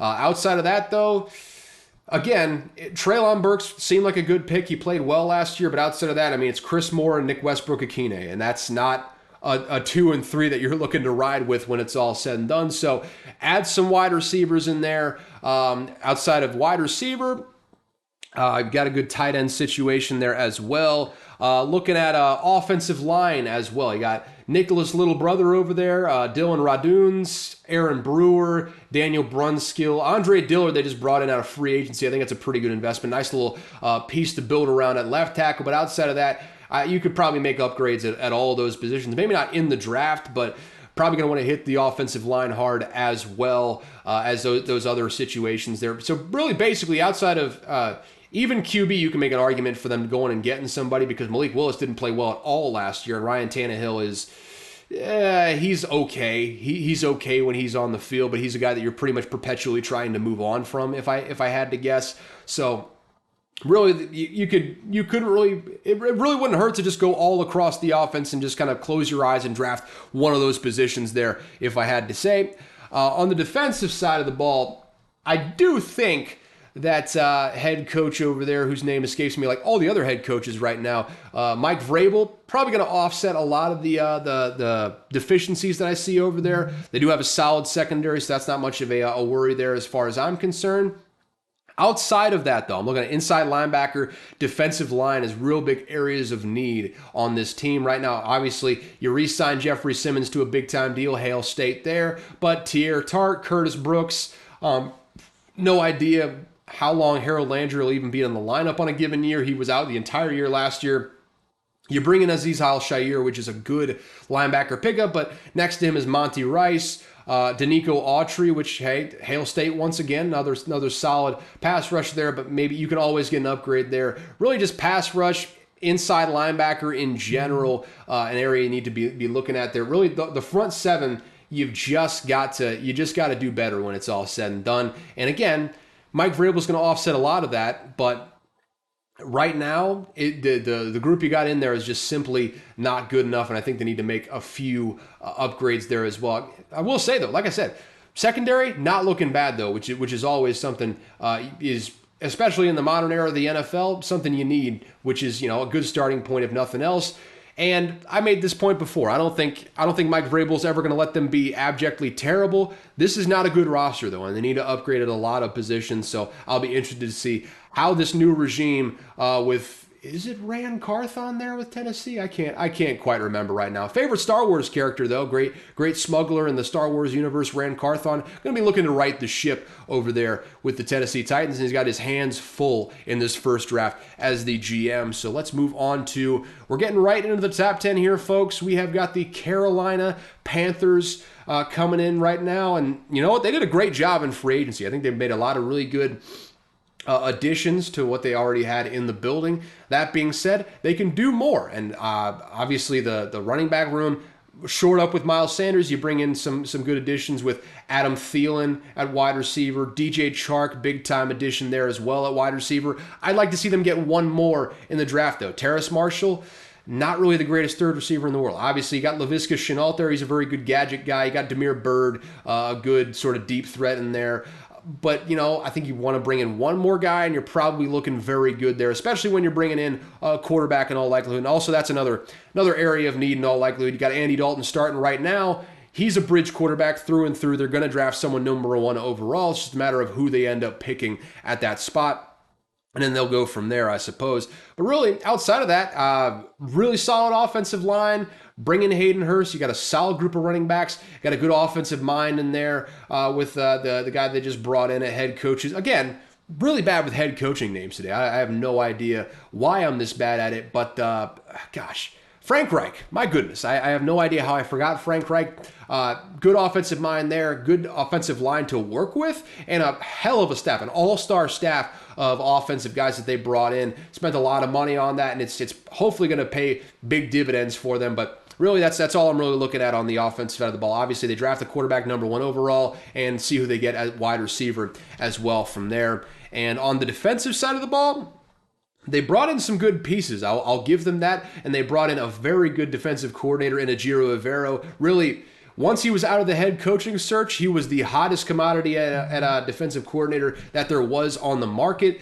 And I would assume that David Tepper won the bidding war for that one, ended up landing the jewel of defensive coordinator market. Maybe he's only a 1-year rental, but that's a hell of a 1-year rental, and you got some good pieces for him to work with. That being said, I'm looking at cornerback and I'm looking at pass rush on the defensive side of the ball. Obviously, you got J.C. Horn, but Dante Jackson, the opposite of him, he's okay, not great. And if that's your second quarter, they got 2 guys in C.J. Henderson and Stanley Thomas Oliver III, which is I mean, that sounds like British royalty right there, if I had to say. But outside of that, I mean, you got some good safeties there. You bring in Xavier, well, I think they already had Xavier Woods, but you bring in Von Bell on a big-time contract. You got to focus on that cornerback, though. J.C. Horn is a good guy to start with, but I think you need more depth when it's all said and done. As far as the pass rush goes, Yetur Gross-Matos has not been the guy that they were expecting coming in. He's not been good at all. I think it's time to move on and replace him, if I had to say so. Outside of that, though, the NFC South, I mean, they're probably like the second best team right now. If they bring in a good quarterback, if they pick the right quarterback, they got a good offensive mind there with Frank Reich, a hell of an offensive staff, a great defensive coordinator, good pieces for that defensive coordinator to work with.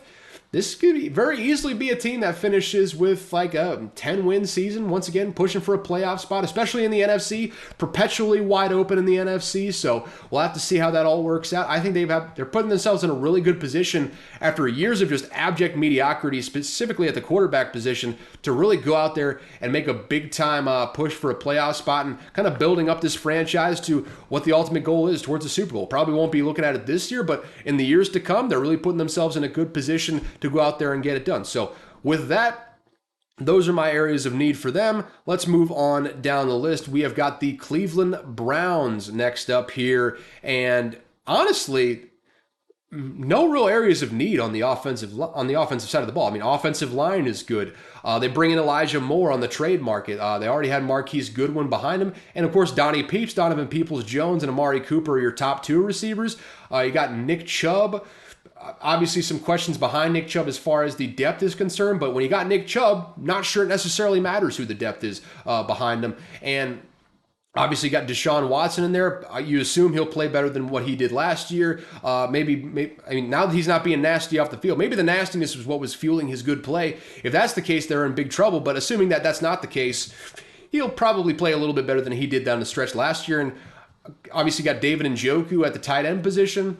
No real notes here. I think they can just kind of ride with what they got on the offensive side of the ball. What they really need to focus on, I would say, is the defensive side. They weren't terrible last year. They're actually pretty solid last year, but they do have some interesting, maybe not interesting is the right word, but some spots that they could probably fill in this draft if I had to guess. First off, really I'm highlighting like every area of the defense. I'm looking at linebacker. Obviously, you got Jeremiah Owusu-Koramoah. Almost got all the way through that without messing it up. But he's a dynamic linebacker. You got Anthony Walker coming back. Outside of him, though, you're looking at Sione Takitaki and Ogbonia Okoronkwo. Well, actually, he's on the defensive line. But either way, looking at interior defensive line, Jordan Elliott, Dalvin Tomlinson. You paid a handsome price for Dalvin Tomlinson, so you expect a good outing from him. But maybe a little bit more depth you need outside of Jordan Elliott on that interior to kind of bolster up the run defense. And Myles Garrett speaks for himself, but I'm not sure Okoronkwo was a guy that necessarily flashed off the screen as a pass rusher last year. I think he was kind of buried on that 49ers depth chart if I had to guess, but still seems like a guy that you could probably build some more depth behind. Oh, he was with the Texans last year. My bad. Sorry about that. I did not know he was with the Texans. So let's get out of this area causing all of this sort of noise right now, and let's get back to the roster as a whole. But yeah, like I was saying there, Myles Garrett's a very good pass rusher, maybe the best pass rusher in the entire league, but you want a guy opposite of him that you can really not really focus on, but really take some pressure off of Myles Garrett, maybe get a little bit more consistent pass rush on a consistent basis so you don't have games like the Jets game where it was just full-on mayhem down the stretch there, and neither defense could stop anyone. Outside of that, though, lost my area on the page here, but yeah, cornerback depth as well. You got Greg Newsome, who I think you just drafted. Denzel Ward, solid out there. You got Juan Thornhill, you just brought in from free agency. Grant Delpit at strong safety. Martin Emerson, you just drafted, but I mean, solid group of. I can't say it's a bad group of cornerbacks, but you want to add a little bit more depth there, especially in the division that they are in. Could not hurt to add another cornerback when it's all said and done over there. So yeah, really just kind of, if you just pepper the defensive side of the ball and you just go hard on the defense if you're the Browns, I think they could have a really good chance of coming out, making a push for winning this division, assuming that Deshaun Watson plays a little bit better than what he did down the stretch last season. And with that, let's just keep this thing moving, shall we? We have got the New Orleans Saints coming down the home stretch of this draft need special here. And first off for the Saints, made a good pickup last year in Chris Olave, but you need more from the wide receiver group. Michael Thomas, who's to say what he's going to end up being or how long he's going to be in the lineup? He seems to be perpetually injured at this point in his career. And at third wide receiver, great name, not necessarily the wide receiver you want to be your third wide receiver, though. Rashid Shaheed is currently slated as third right now, and probably means you need to upgrade over there. So Mickey Loomis will probably be looking to get a little bit more depth there. Obviously, you still got Traquan Smith. Outside of that, though, bunch of guys I ain't never heard of for the most part. So going to want to keep bolstering up that wide receiver core if you're the Saints. And outside of that, it's on paper, it's the same group that comes back on offensive line. You got Trevor Penning at left tackle, Ryan Ramczyk at right tackle. That interior, though, it has been a problem over the last couple years, and it's something that I think they really need to address in this coming draft. Andrews Pete has an albatross of a contract that's going to be hard to get out of.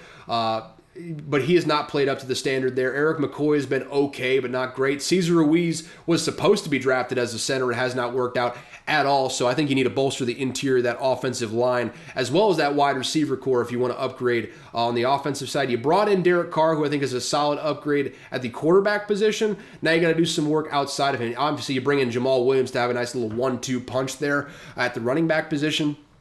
But you just gotta upgrade at the wide receiver, upgrade at the interior offensive line if you want to keep pace with the rest of the teams in the division. Because, I mean, the Falcons got better this offseason. The Panthers got better this offseason. There's a fourth team, the Bucks. Bucks are the Bucks, so you don't really got to worry about them. But if you want to push to that upper echelons of the division, you got to upgrade a little bit on the offensive side of the ball. And outside of that, defensive line lost a bunch of guys in free agency, so outside of Cam Jordan and Carl Granderson, it's a bunch of guys that are kind of stepping in there that, have not really played a whole lot on that defensive line. Jeez, had to do some quick maintenance there on myself there. But outside of that, looking at a linebacker as well, I think they lost a couple guys there as well. You do have Pete Werner there, who is solid. Demario Davis, who's been a fixture for a long time, but Zach Bond at strong side linebacker, not necessarily a proven commodity to say the least, and a guy that you probably want to build a little bit of depth either behind or draft a guy to replace him. A lot of that situation here in the way I've been describing a lot of these draft needs, if you will. But yeah, I mean, the Saints, I don't know if they'll necessarily be a whole lot better than they were last year. They went 7-10, so maybe they'll be 8-9, 9-8, something like that. But they do have some serious holes they need to fill. This draft will be telling as to what they end up looking like coming out of it. Also, you got a head coach that I'm not sure anyone really believes in Dennis Allen. So work is cut out for him right now. I'll be interested to see how Mickey Loomis approaches this thing. I'm not sure it's going to be enough for these Saints to make a playoff push this coming year, though, if I had to guess. Just address the needs that you need to address, though, and then we'll go from there, I suppose. Up next, we have got the aforementioned Atlanta Falcons. And like I said, they did a hell of a job in free agency. They brought in a bunch of solid guys there. Rolling with Desmond Ridder at quarterback, who, if he continues the trajectory of his development at the end of last year, could be a really solid guy on a very cheap contract. So that's going to be one to watch there. You bring in some solid guys outside of Drake London. You got Matt Collins, you got Scotty Miller. But that being said, we'll stop off there for just a moment because that is my my real easy for me to say. That's my real need on this offensive side of the ball. It's wide receiver. They got a very good offensive line where they're just building on slowly but surely. Wide receiver, though, if you got Scotty Miller as your third receiver, he's a very solid speed receiver, and Matt Collins is a solid too, but I think you probably want to add another one or two guys into that receiving room if you want to really bolster up what they got over there. Obviously, over the last couple of years, they've been a run-heavy, run-first sort of team. But I also think that Arthur Smith is the type of guy that will build around what his personnel is, and I think he would rather have a solid wide receiver core than not have a solid wide receiver core when it's all said and done. So that's what I'm looking at on the offensive side of the ball. On defense, really, and I talked about this last week a little bit, but didn't really touch on it in depth. The strategy for this offseason was clearly like, all right, we're going to sign 5 million defensive players, and we're going to let Arthur Smith figure out the rest on the offensive side of the ball. So mostly, I mean, they bring in Caden Ellis. They got David Onyemata, Calais Campbell they brought in. They got Grady Jarrett on the defensive line. In the secondary, they bring in Jeff Okudah, got Mike Hughes and for depth. A.J. Terrell played well last season. You could make an argument that maybe you want to draft a safety behind Jalen Hawkins or something like that, but you still got Jesse Bates III, who you brought in from the Bengals this past offseason. The real area that they need to focus on is probably the linebackers. Pretty much all unproven commodities there. You got Arnold Ebiketie, Michael Walker, and Troy Anderson, who you may remember out of Montana last year, Montana State, I think it was, ran the fastest 40 of any linebacker last year. So, maybe a guy that's got some good talent there, but an unproven commodity to say the least. And when you got unproven commodities there, that just means you got to have some insurance in the form of draft assets. And I think you draft some good linebacker depth, and you're probably looking pretty good. I think the Falcons right now, for my money, probably the best team in the NFC South, and that could really come back to bite me when the season actually starts. But just from what I'm seeing, I mean, they got the head coach. If the quarterback plays up to what I expect him to play at, I think this could be a really good team, and it could be a playoff push this year, if I had to guess. What am I getting? What am I getting here? Hold on. Oh yeah. That's neither here nor there. This just old co-host texting me about some stuff happening in the news right now. Which bunch of guys, I guess they're not coming back to their respective news stations. Should be an end of an era there. But this is a football show, so I'll keep it football right now. Where was I? Oh yes, the Falcons. I feel very strongly about them in the NFC South in this coming year and going forward. I think they're really building this thing the right way, and especially with Arthur Smith calling the plays and being as good at calling plays as he has been over the last couple of years. I think that going heavy on the defensive side of the ball is the way they needed to do it, and I'm excited to see the fruits of their labor after this offseason and what they end up doing in the draft going forward here. And we are getting right down to it. Up next, we have got the Raiders. We have got a bunch of shit shows right now. And for them, pretty much on offense, it's offensive line. What else is new is the same sort of problem they had last year. And I think all they did was lose offensive linemen. They still have got Colton Miller, still got Donald Parham, but Andre James, Alex Bars, Jermaine Illuminor. I think I totally butchered that name, but I'm not going back to fix it. All that is to say they got no one on offensive line. They need to rectify that situation ASAP. We'll see if that ends up happening, but as far as the skill positions go, I don't need to say much about that. I mean, 1, 2, 3 is Devontae Adams, Jacoby Myers, Hunter Renfrow. You could do a lot worse than that. And then Josh Jacobs, need I say more? Zamir White is currently third in the depth chart behind Amir Abdullah, which is surprising to me, but still, that's all to say. They have a very deep backfield. They brought in Jimmy Garoppolo, so you expect him to be the quarterback going forward here. The real issues come on the defensive side because basically, if your name isn't Max Crosby, we got a problem here. I mean, it is bare. The cupboard is bare on the defensive side of the ball for the Raiders right now. Really, take your pick. I mean, defensive tackle, they don't really have a whole lot going for them there. I mean, you can make an argument that Jerry Tillery and Bilal Nichols are okay, but you probably want to do better than that. Chandler Jones, he's good for like one or two 4-sack games a year, and then he'll just kind of disappear for the rest of it. Outside of that, I mean, all they really did was lose players. Right now, they got Duke Shelley as one of their top 2 cornerbacks right now, and it took a bunch of injuries for Duke Shelley to really win the hearts and minds of the Minnesota faithful last year. So that's not a situation you want to be in right there. Basically, if you're just looking at the skill positions for the Raiders, they should be very, very good. But man, every other area of that team just seems like they're begging, pleading for more talent, for more depth. I guess you bring in Robert Spillane, absolute dump truck in the hole, a very good run stopper. I'm not really sure what his bona fides are as a pass defender.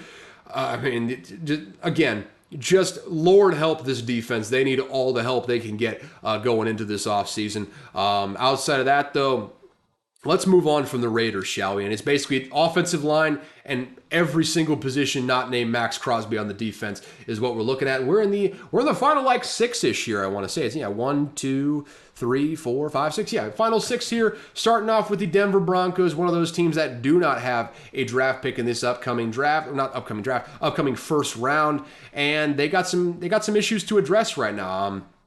Offensively, really not as bad as I thought it would be. I think who they had there at head coach last year, Nathaniel Hackett, really, he was in over his head, no two ways about it, and it was very imminent.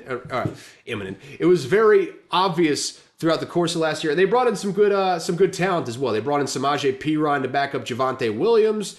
They're going to have Tim Patrick coming back off that ACL injury, so they're going to have Judy Sutton and Tim Patrick over there, and they brought in Marquez Callaway, still got KJ Hamler, so a very deep wide receiver core. Greg Dulcich Leche is going to be out there, and they got Albert Okwebunam as the second tight end. Really solid group of skill players, and on offensive line rather, they really addressed. I mean, they went hard on the offensive line. They bring in Ben Powers out of the Ravens on a big time deal. They bring in Mike McGlinchey at right tackle from the Niners, and they already invested some good capital in the center there. They got Lloyd smoking some Cushenberry there at center, and they had Quinn Miners that they drafted last year. So interior looking good. Garrett Bowles is a imminent question mark over there at left tackle. We'll have to see if he lasts. This is going to be a real make or break year for him going forward. But overall, offensive line, I'm not too worried about it. And really, offense in general, I'm not too worried about it. The problems, I guess, or areas of need come on the defensive side of the ball for the Broncos. I would say outside of Patrick Surtain, and I guess Justin Simmons, though he's kind of on the aging side of things right now, you're going to need some more guys in the secondary. Right now, their second cornerback is Damari Mathis, and outside of that, it's a bunch of, I mean, I know K'Wan Williams. Outside of that, I don't really know anyone else in that secondary behind those guys. So, I mean, you got Caden Stern starting at strong safety right now. So, just general secondary outside of Patrick Surtain the second is what you're going to be looking at there. And really, bottom line is they traded away Bradley Chubb last year, and they lost a lot of pass rush from that. Really need to bring in a pass rusher in this draft, I think. I mean, they did bring in Zach Allen on the defensive line, who's got a lot of familiar there with Vance Joseph, the defensive coordinator, making his return to the Broncos after everyone in that previous regime got shit canned or sold the team. So he felt comfortable coming back, I suppose. The pass rusher is what we're really going to be focusing on there as I stumble through all of my words. Randy Gregory's a solid piece. The health is what a big question mark, though, which is, again, can't harp on this enough, probably why you need to bring in another pass rusher in this draft. But offensively looking good, defensively, if you can really just focus on one area more than anything else, I think you're in a good situation to kind of make a better run than what they had last year. And really, the bar is low to exceed the expectations of what they had last year, and they just brought in, oh, by the way, Sean Payton, one of the best offensive minds in the entire league, to run the whole show there. So as long as you get the defense figured out, this could really be a much better team than what they were last year. Even without the first-round pick, I think they're still in a pretty good position to make a big leap from what they had last season. Let's go to a real shit show. My pick for the number one overall pick next year, the Los Angeles Rams. And I'm just going to cut to the chase here.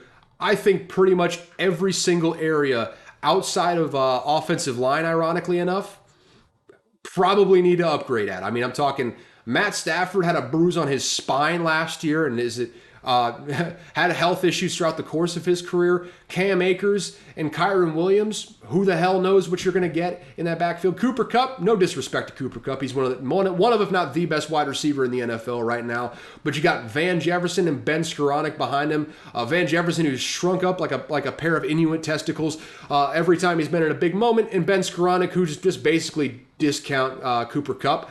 They just love their white wide receivers over there in LA for some reason. I have no idea why. I guess Tyler Higbee's okay, but I mean he can always upgrade, especially in a strong tight end class. You can always upgrade a tight end there. Like I said, offensive line, they basically got everyone coming back. Interestingly enough, probably the strongest area of the team. And I've talked about this before.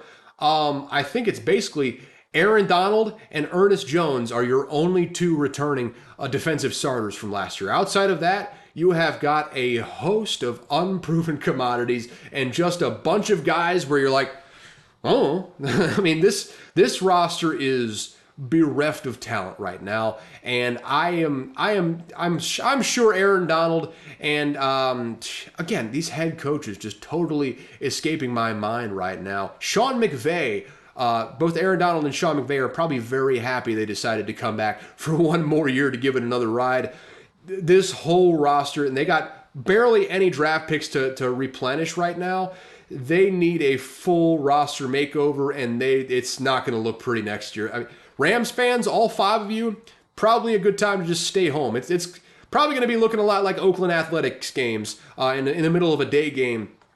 All next season, if I had to guess. It's not going to be pretty for the LA Rams, and it's going to be quite a rebuilding year. Hey, maybe you luck your way into a number one overall pick and you get to pick Caleb Williams, though. That could be fun when it's all said and done. Maybe that's why Sean McVay's sticking around for a little bit longer, because it's going to be bad this year, but maybe you get Caleb Williams or Drake May when it's all said and done. It could be worse. Could be worse, I suppose.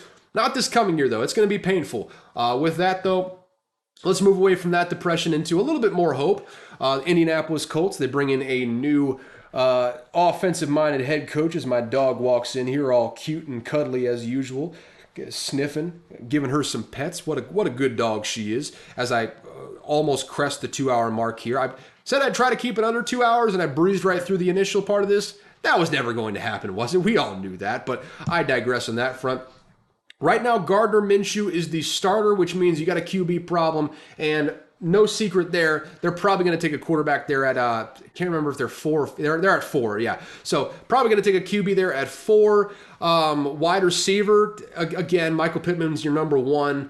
Alec Pierce, they just drafted last year, and he's a solid talent over there, but maybe not a guy you want to roll with the whole time. And then Isaiah McKenzie's your third receiver. You need more receivers. You need bodies in there. But what else is new in the Chris Ballard regime?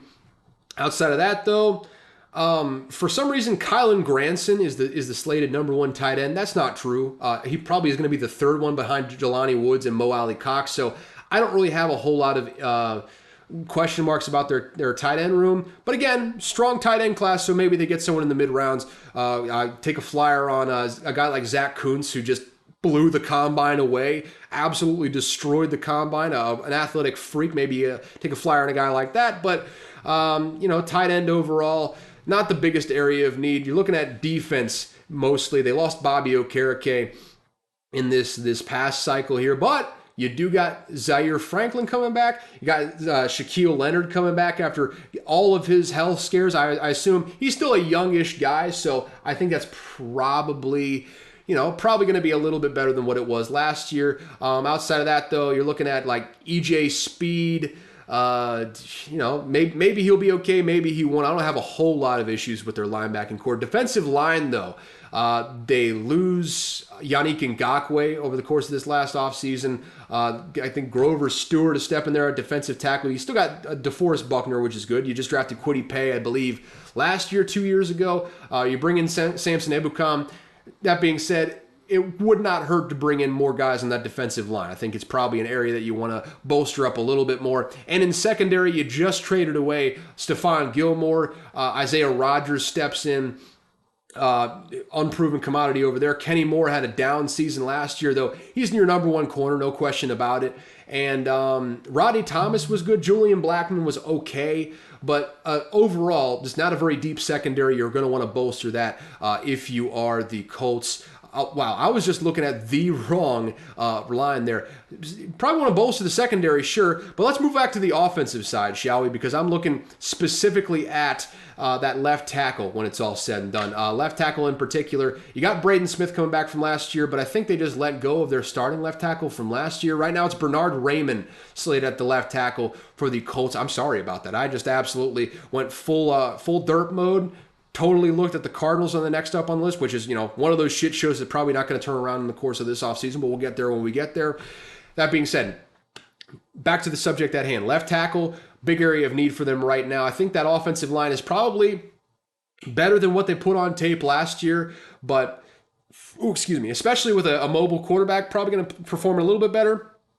I think bringing in a quarterback, as they assume that they're going to do at number 4, or if they move up and get a guy, probably wouldn't hurt to get a left tackle as well as some wide receiver depth out there. Very interesting to see what the Colts are going to do, because they're in a kind of a weaker division. Outside of the Jags, not really a single team out there that you're really wowed by in that division. It's a division that's up for the taking. So if they play their cards right in this offseason, they got a very good offensive mind there in Shane Steichen. I can really see the Colts making a jump this coming offseason based on what they do in the draft. So Chris Ballard, again, this is the biggest draft of his entire career as a GM of the Colts. I am very interested to see what he does in this upcoming draft. And we are in the final 3 here, starting with the Arizona Cardinals. We have got, as far as my needs are concerned, interior offensive line, wide receiver, tight end. Specifically looking at interior offensive line, they're how about this for a name? Their starting center is Hjalte Froholt. I mean, say that 5 times. Hjalte Froholt, quite a name there. A guy I've never heard of in my entire life. But on the tackles, Saving grace, you got DJ Humphries and Kelvin Beachum at the tackles, so I don't think you got a whole lot to worry about there. Will Hernandez, Elijah Wilkinson, and Hjalta Froholt are your guys in the interior, though. That's probably an area you need to upgrade. Will Hernandez played well-ish last year, but probably a guy you want to upgrade from if you got an opportunity to do so. Probably not all the way up there at 3, but at some point in the draft, you're going to want to upgrade there. Wide receiver, right now, Nuke Hopkins is on the way out the door. He's currently listed as the number 1, but we all know it's only a matter of time before he gets traded. Marquise Brown, it was okay last year. I mean, got that built-in chemistry with Kyler Murray, but often injured. And then you got Rondale Moore as your third receiver, who just simply has not been all he was cracked up to be coming out of Purdue. I was really kind of disappointed in that one. I really thought Rondale Moore would be a dynamic sort of player. Maybe I do not know who they brought in for the offensive coordinator. Forgive me on the Arizona Cardinals, but I would assume they're going to use him a little bit better than what Cliff Kingsbury did. I think you got to use him on a little bit more jet motion, a little bit more gadget plays to get Rondale Moore in that speed and open space. Not really what he was all cracked up to be coming out of college, though. Both, I mean, maybe it's a little bit of the player, maybe it's a little bit of the situation he was in. That being said, all that is to say, especially with Nuke Hopkins on the way out the door, you've got to get some upgrades in the wide receiver core. Maybe get a little bit bigger bodies in there, especially with Nuke Hopkins on the way out the door. And yes, you still have Zach Ertz in the building, but he was injured down the stretch of last year. I think he was injured down the stretch of the year before. It's probably about time, especially, like I've said time and time again, in a strong tight end class. This is probably the time to look for maybe not an immediate replacement, but a guy to be the heir apparent behind Zach Ertz going forward right now. So that's what I'm looking at on the offensive side of the ball. Their work is cut out for them. It is just not a good group over there, especially with Kyler Murray coming off that ACL injury. It's going to be a tough year offensively for the Arizona Cardinals, if I had to guess, but a lot of areas to improve on there for the new regime coming in there at GM, whose name escapes me there for the GM. I know Jonathan Gannon is the head coach. That's a fun little reversal. I don't know the GM, but I do know the head coach, unlike every other team I've gone through so far this episode. But without bloviating too much, let's look at the defense a little bit. Defensive line is really what I'm looking at here. Defensive line and secondary specifically. Defensive line, they really got nothing right now. I mean, Myjai Sanders, Rashard Lawrence, Lakey Fotu, Jonathan Ledbetter, those are your 4 starting defensive linemen. If you've heard of any of those guys, you're probably an Arizona Cardinals fan, which I'm sorry to hear that. But that is all to say you need some fresh bodies in there if you want to really compete. Secondary-wise, they just lost Byron Murphy to the Cardinals. Not the Cardinals. He went from the Cardinals to the Vikings last offseason. Now your starting cornerbacks are Rashad Fenton and Marco Wilson. Not the greatest group in the world. You're probably going to want to be looking to upgrade there. And, of course, Budda Baker just requested a trade, though. He's got 2 years left on his deal. I don't think he's going anywhere this season. Next to him, though, Jalen Thompson, far from a proven commodity. So secondary and defensive line is what I'm looking at on the defense, as well as the interior offensive line, wide receiver, tight end. Cardinals got a lot of issues that they need to fill, a lot of areas they need to fill in this coming off season. And we're moving into the final 2 here. First off, we have got the Houston Texans there, currently sitting at the number 2 pick. Obviously need a quarterback. They're trying to smokescreen people into thinking they're not going to take a quarterback. Newsflash, it's lying season, and they are lying to you. They're going to take a quarterback. It's just a matter of who. They're probably hoping it's Bryce Young, though Bryce Young is looking more and more like he's going to be the number 1 overall pick. Yeah, do I need to say any more? Right now, the starting quarterback is Davis Mills, so that tells you all you need to know about the starting quarterback situation there for Houston. Outside of that, they brought in some guys in free agency in Noah Brown. John Mechie's going to be coming back off that ACL. Also, they brought in Robert Woods, who is, I'm not sure why you pay Robert Woods money at this point in his career, but you know what? Hopefully it works out for him. God bless him. He's a guy that's going to be moving a lot in motion in the new Bobby Slowick era at that offensive coordinator. So maybe it works out for him. Maybe it doesn't. When he was playing his best ball with the Rams, he was used in motion more than just about anyone else in the entire league. So maybe this could be a career revival. That being said, when your top 3 receivers are Robert Woods, Nico Collins, and Noah Brown, you need some more wide receivers. I mean, maybe John Mechie steps up coming off that ACL, another year out from that ACL, and is better than we expect. But right now, you still need wide receivers in that room, and that's really just where they're sitting. So outside of that, though, on the defense, really offensively, if you're looking at the offensive line as well, solid group over there. I mean, Titus Howard, Laramie Tunsil, solid group of tackles. Kenyon Green, Scott Quessenberry, and they just brought in Shaq Mason in free agency. So not the best offensive line, but not really an area you need to spend a whole lot of draft capital in at this point in time, if I had to guess. Outside of that, though, on the defensive side of the ball, you got the ageless Jerry Hughes over there, but outside of him, probably going to want to look into some pass rush. You got Jonathan Greenard on the other side, and not really a whole lot. You did bring in Sheldon Rankins, which is a good sort of addition there. You brought in a couple other good additions on the back end. Derek Stingley, obviously. Steven Nelson is there. Jimmy Ward, Jalen Petrie, solid sort of a group of secondary talent, if you will, but that defensive line, specifically that pass rush unit, is looking like an area you need to upgrade in, because right now it's Jerry Hughes, who I'm not sure you can really count on at this stage in his career being a consistent pass rushing threat, and then a bunch of I don't know outside of that as far as where you're getting the pass rush from. Sheldon Rankins will probably help in the interior, but you need some more fresh bodies out there if you want to really compete as far as the pass rush department is concerned. And there you have it. QB, wide receiver, pass rush. Those are the areas I'm looking at for the Houston Texans. And finally, we have made it to the final and last stop in the road here. Only 2 hours into the podcast, we are mercifully coming to an end. And it is the Chicago Bears. And with all the additions they've made so far this offseason, they've still got a whole lot of holes in this roster, man. No two ways about it. Obviously, they bolstered up the interior of that offensive line, bringing in Nate Davis off the street. But still, you need offensive line talent right now. Braxton Jones, Cody Whitehair, Lucas Patrick, Tevin Jenkins. I'm not sure that's a group that you're really looking to roll with for the long run. Got to bolster that up a little bit. As far as the rest of the offense, though, I think they really upgraded in a lot of areas. I think Khalil Herbert is going to step in very nicely. Deontay Foreman is a solid guy to pick up off the street as well.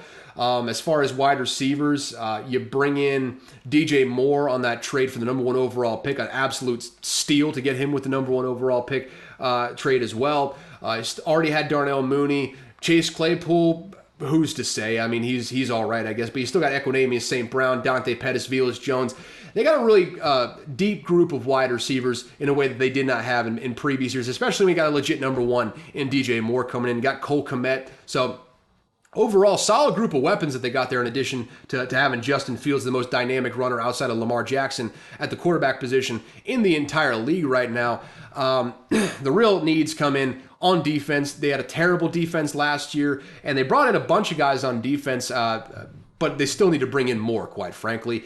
I'm looking at linebacker in specific. They did bring in Tremaine Edmonds. They did bring in TJ Edwards, but the other starting linebacker is Jack Sanborn, who I don't know who that is, quite frankly, and I probably won't learn until the course of this season. Probably a guy you want to upgrade to or upgrade from and bolster up the depth behind as well. And then you're looking at defensive line right now. The starting guys are Travis Gibson, Andrew Billings, Justin Jones, and DeMarcus Walker.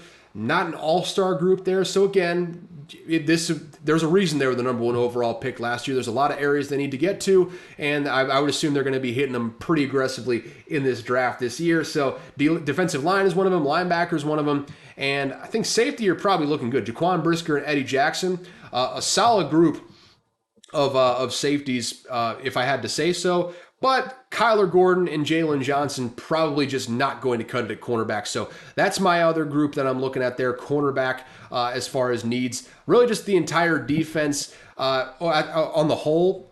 Probably going to want to upgrade in a lot of positions there throughout the course of this draft. That's going to be an area they're going to be hitting harder than just about anywhere else on the team. And again, like I said with I can't remember who the team was. I think the Broncos, who it was.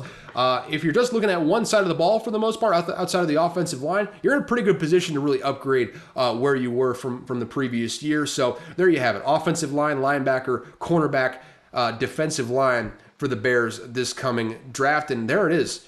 There you have it right there, folks. I forgot to put the outro in, but that's it. I mean, thank you so much for listening. Thank you so much for tuning in to this episode of Unqualified Analysis. Leave us 5-star rating. If you don't, I'm gonna come to your house. I'm gonna find you, and leave a good review. If you don't like it, just keep it moving, if you will. I release episodes every Tuesday throughout the off season. It's gonna probably be back to Tuesday and Thursday come the regular season once again. Follow me on all my socials at Caleb Verzak. Link will be in the description, so you have to spell my fucked up Eastern Bloc name, at least for the Twitter. Twitter is really the only thing I use. Twitter, even though Elon Musk has totally ruined it, it's still the one area that I decided to go into and stick with for the whole time. Outside of that, though, if you want to shoot me an email, it is unqualifiedanalysis@gmail.com. It's unqualifiedanalysis@gmail.com. Or you can shoot me a DM if you want to add something to the show as well, or business show. Either way, just go through either the DMs on Twitter or go through the email, if you will. And with that is all, folks. As always, I got no clue what I am talking about. Thank you for tuning in to Unqualified Analysis. I did all that without even having a script to read off of. And one thing I learned this week, probably going to have to, I'm not going to have to look this up, because I just had one thing I legitimately learned yesterday. The actor, well-known actor Edward Norton, has a legitimate and documented direct blood relation to Pocahontas. That is, had researchers go into it and everything to verify it. Pocahontas is Edward Norton's 12th great-grandmother. So there you go. You'll learn more every single day. With that, I have already talked entirely too much. We are a full 2 hours, 10 minutes into this, so I'm going to get to editing. See y'all.